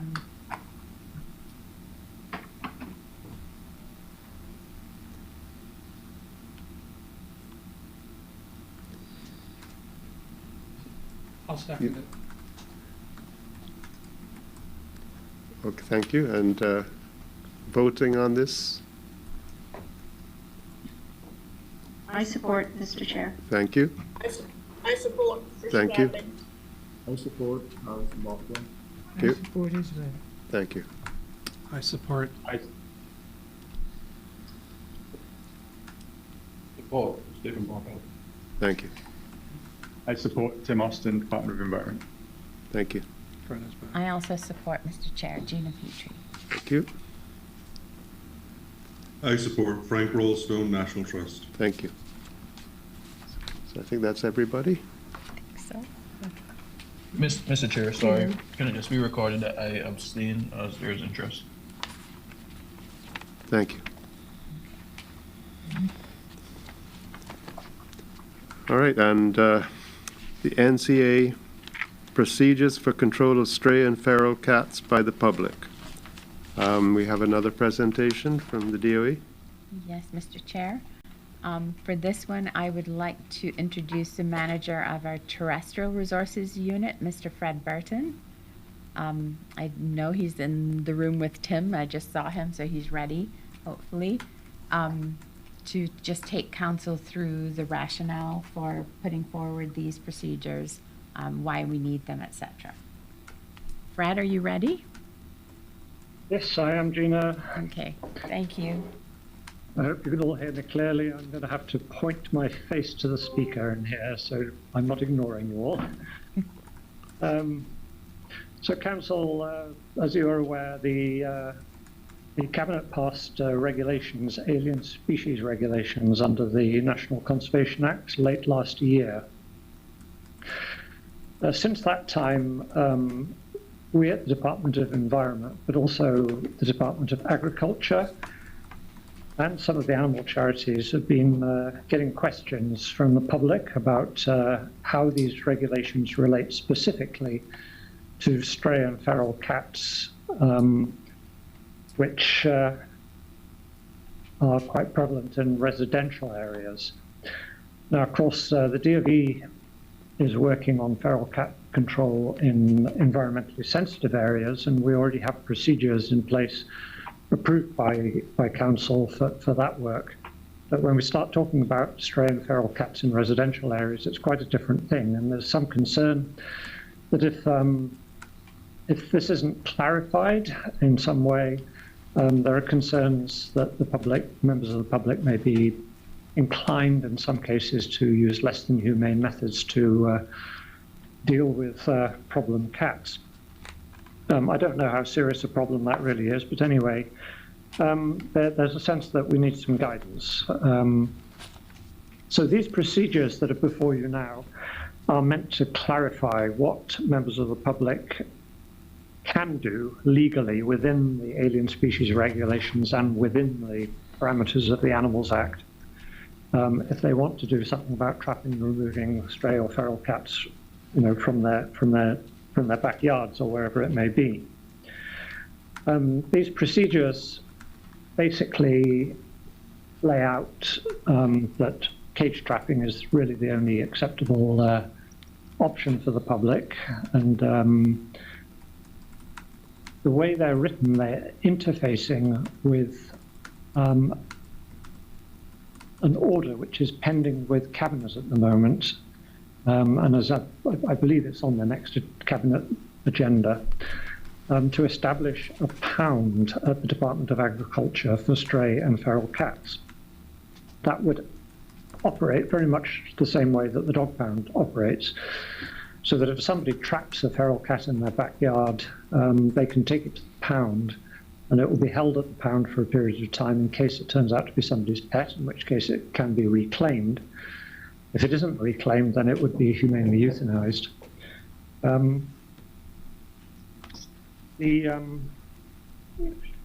For that reason, we're requesting that NCC approve these procedures to come into effect on such date that the pound is actually established by Cabinet. We're expecting this to happen very, very soon. I think that's really the rationale. If anybody's got any questions, I'd be very happy to answer them.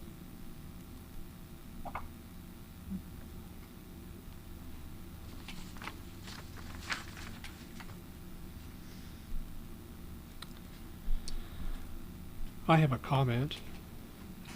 Ian Kirkham. Fred, if I can just ask you a question about the hours of operation of the proposed pound for cats.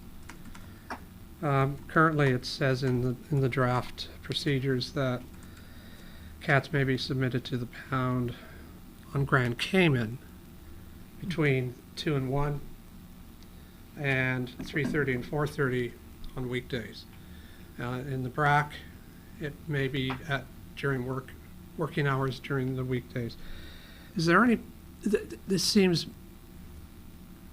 a little restrictive, I think, in terms of what if somebody does trap a cat, they have to do some careful planning as to when to drop the cat off at the pound at DOA. Is there an opportunity? I know that the Director of Agriculture can, at his, it's his privilege to change those hours. Is there any option for the procedures as drafted to have somewhat larger, broader hours of operation? You know, I share your concerns. The hours as they currently stand are the hours that the pound operates. It's the same for dogs or you know, a cow for that matter, because they have their animal welfare officers and they have other duties, and they can't be just standing by hoping somebody might bring an animal one day. So they are restricting the hours at the moment to the hours that the animal welfare officers are actually going to be at that site. We are expecting to meet with the Director of Agriculture sometime in the fairly near future to talk a lot more about this. There's a need for the animal welfare staff to be more familiar with what's being proposed, and the questions. There are a lot of questions about the actual operation of this pound because it's a new thing. You know, the dog pound's been operating for a long time, but now pound for feral and stray cats is a whole other dimension. And I think Mr. Critchlow is quite concerned about the staffing implications. You know, it's an open question whether the DOE should or could assist in any way, and if so, in what ways and to what extent. So I think we need to have a discussion about it, and I agree that these hours are quite restrictive, and I would certainly like to see them wider. But as you say, it is ultimately the whole way this pound operates is in the full control of the Department of Agriculture.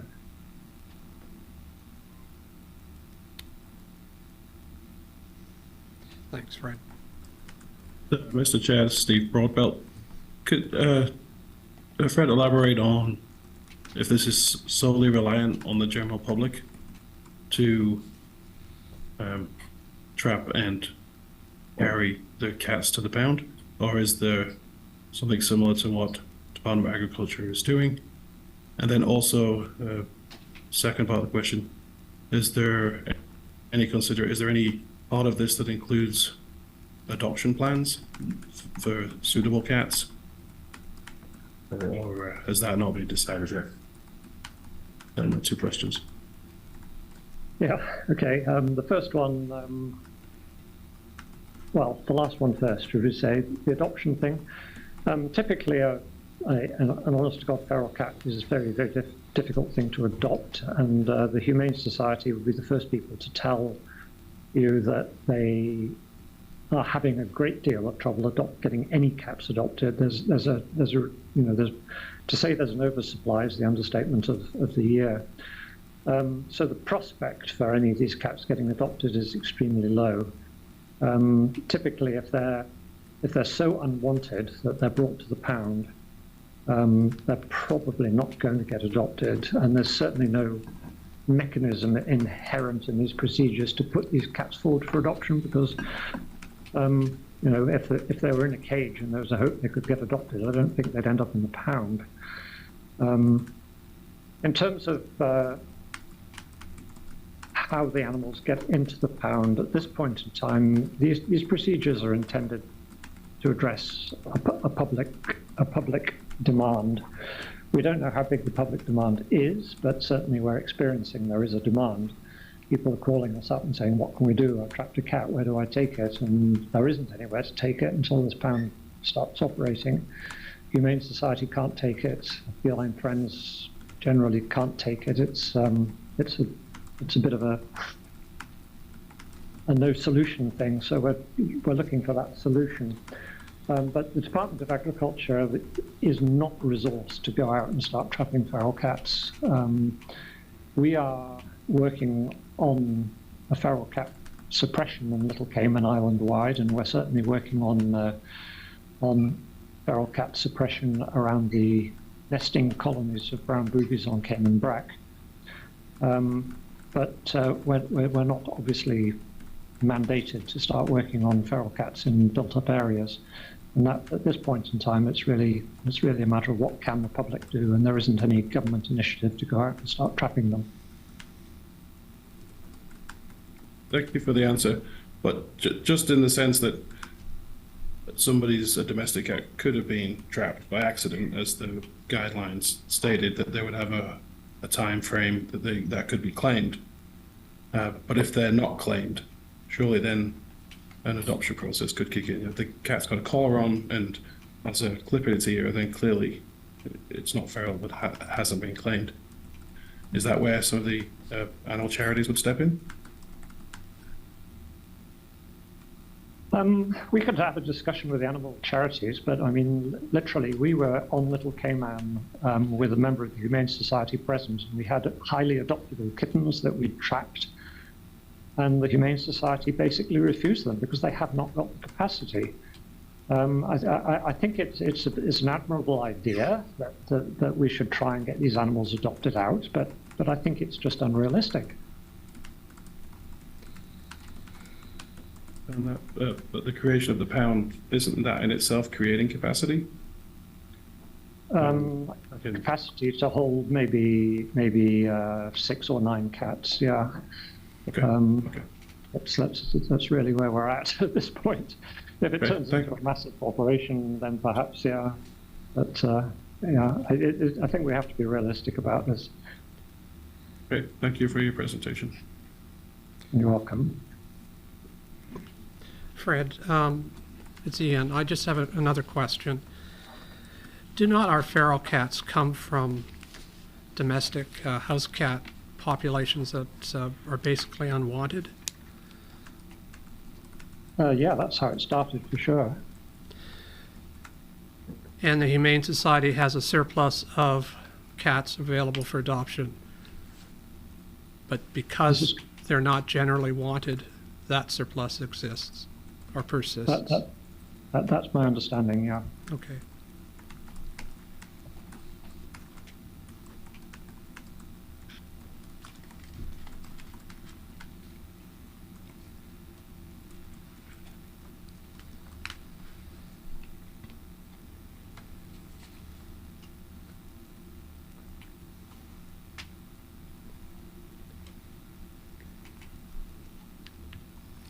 we're good to vote on that, Stuart. Motion. I received an email earlier from John. We had a question from a member of the public on this matter. Yes, sir. A member of the public, seeing the council's agenda advertised, did send in a comment query on this, which was circulated to members. I can go through it if you want, or council can just acknowledge its receipt. Which would you prefer? If you wouldn't mind going through it. Yes, sir. So like I said, this email was from a member of the public with some concerns on this, particularly in the section, procedures for control of stray and feral cats by the public, as it is currently written. I am concerned about the very limited number of hours that the pound is open, i.e. only 2 separate hours per weekday, not open at all on evenings and weekends. What happens if a cat is trapped at 5 p.m. on a Friday? Will that cat have to stay in that cage until Monday noon at the earliest? That would be 6 to 7 hours. Will the trapper give it food and water and access to litter tray during those 6 to 7 hours? In this heat, I would hate to think of any animal being held in a cage for 6 to 7 hours. There is nothing written in these procedures to require the trapper to provide the cat with food and water, just that trapping and subsequent treatment to be done in a humane fashion. This can be open to interpretation and is not clearly explained. Will the DOA agent receiving the trapped cat look for a microchip? And if there is a microchip, would the agent make several attempts to contact the owner? This is not addressed in these procedures. Trapping of team of companion cats should be avoided. My concern is that an unscrupulous person who just doesn't like cats is now allowed to trap cats. Would this unscrupulous person give the pet back or deny any knowledge of it? In my opinion, the outlined procedures in this document bring up too many unanswered questions, and I am uncomfortable with this document as it is written.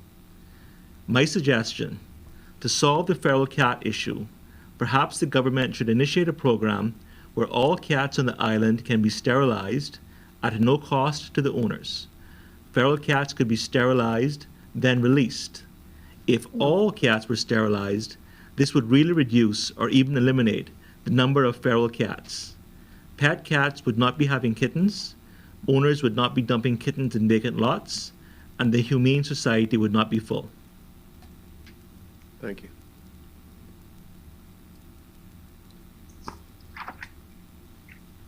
I could try and answer some of this. I think it's important to note that there are a lot of opinions about this subject. The pound opening hours we've already covered, and this is something that we do need to discuss. We could elaborate these procedures and talk about feeding and watering, or we could keep them general and say humane is humane. That's up to council. If you wish us to spell this out in a lot more detail, we can. The microchip question is not as simple as it seems. A cat with a microchip is only traceable to an owner if the owner has registered that microchip with some service that is online that you can actually interrogate. There are lots and lots of cats out there with chips that don't trace to anybody.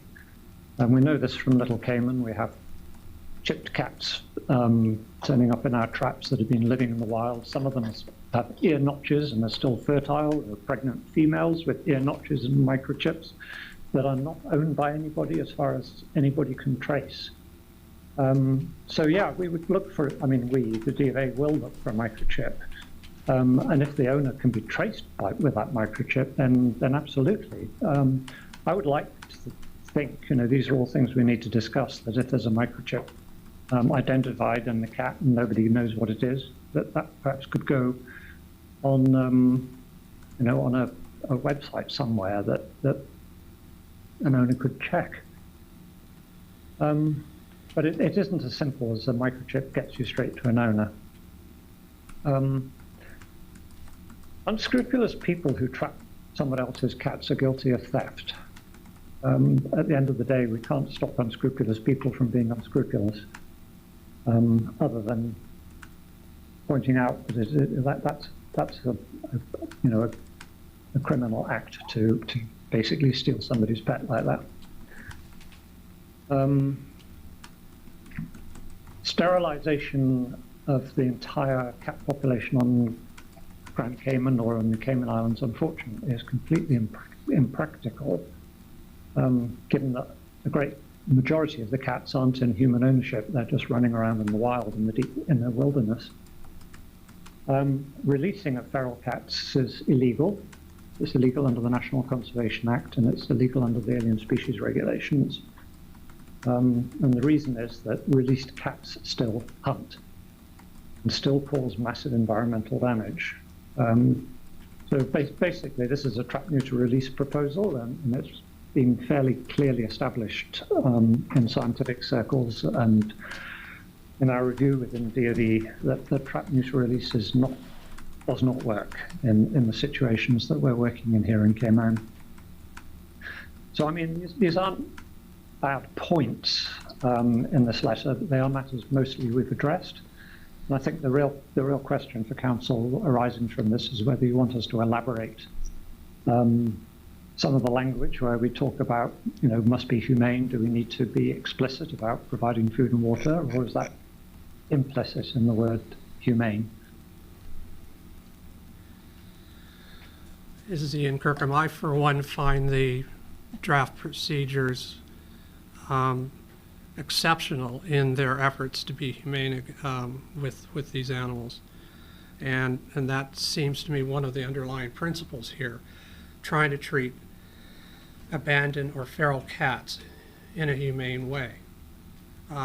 Sterilizing and releasing a feral cat, in my view, is inhumane. You're sentencing that animal to a cruel death. We can't, I'm just going to the end of the public comment, we can't really prevent people from abandoning animals, whether they're dogs or cats or otherwise. And I think that the way that the procedures are written is laudable. It takes us a great way towards treating this problem in a humane fashion. And so I really congratulate DOE in this effort. I agree. I support the proposal. And I think it's essential that, as written, that it is taken forward. I think there can be discussion with the committee that Fred is going to work with in agriculture and in the pound, and it can be fine-tuned like that. But I think what we have in front of us covers what we need at the moment. I support it. I agree.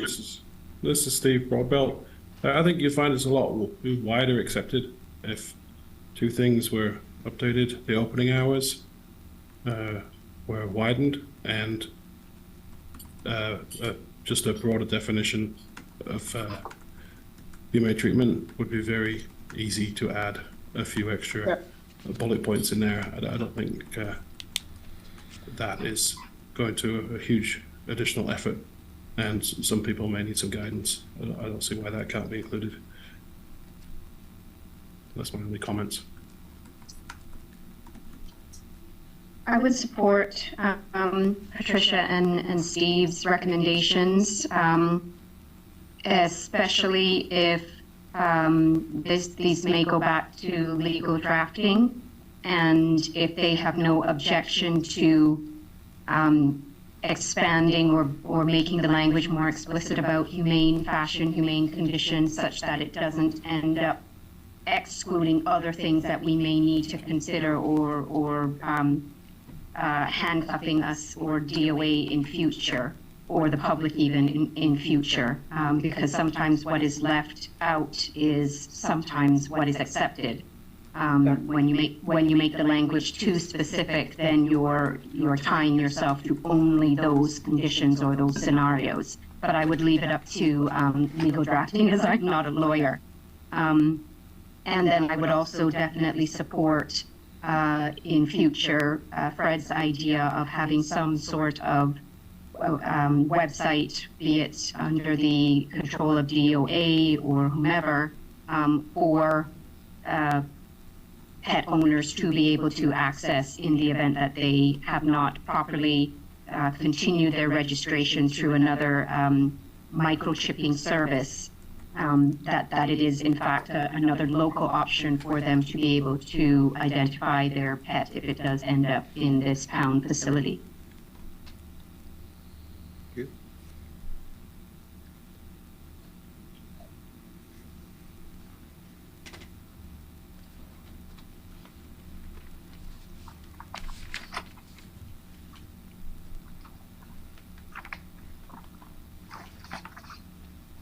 So perhaps we could then vote on a motion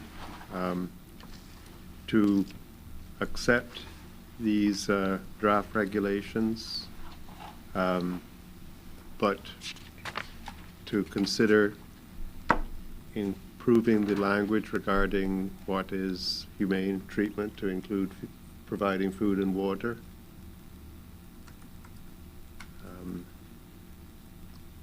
Providing food and water and keeping in shaded or air-conditioned conditions. Yes, I think that's in the trapping section already. Yeah. So if that's the case, could we have somebody propose that? I propose it. Thank you. I'll second that. Thank you. And a vote? I'm in I favor, vote. Mr. Chair. Thank you.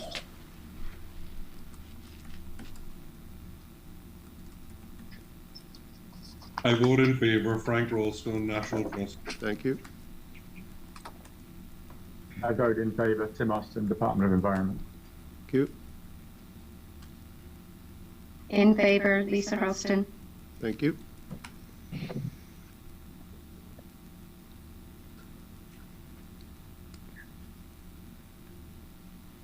In favour, Steve Broadbelt. Thank you. Mr. Chair, I'm going to record my abstention because this is coming from the DOE. I've had involvement in the preparation. Thank you. In favor with the changes. Thank you.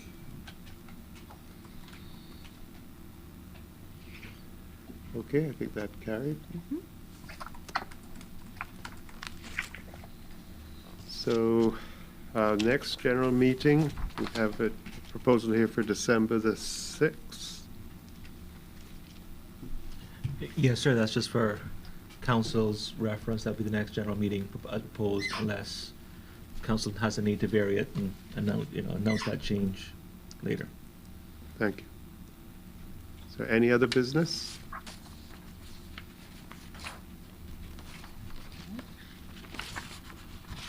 No, and then I think we've reached the point of adjourning the meeting. So thank you very much, everybody, for your participation this afternoon. Thank you very much. Thank you. Thank you. Mr. Chair. Thank you. Thank you. Thank you. Thank you, Mr. Chair. Thank you. Bye-bye.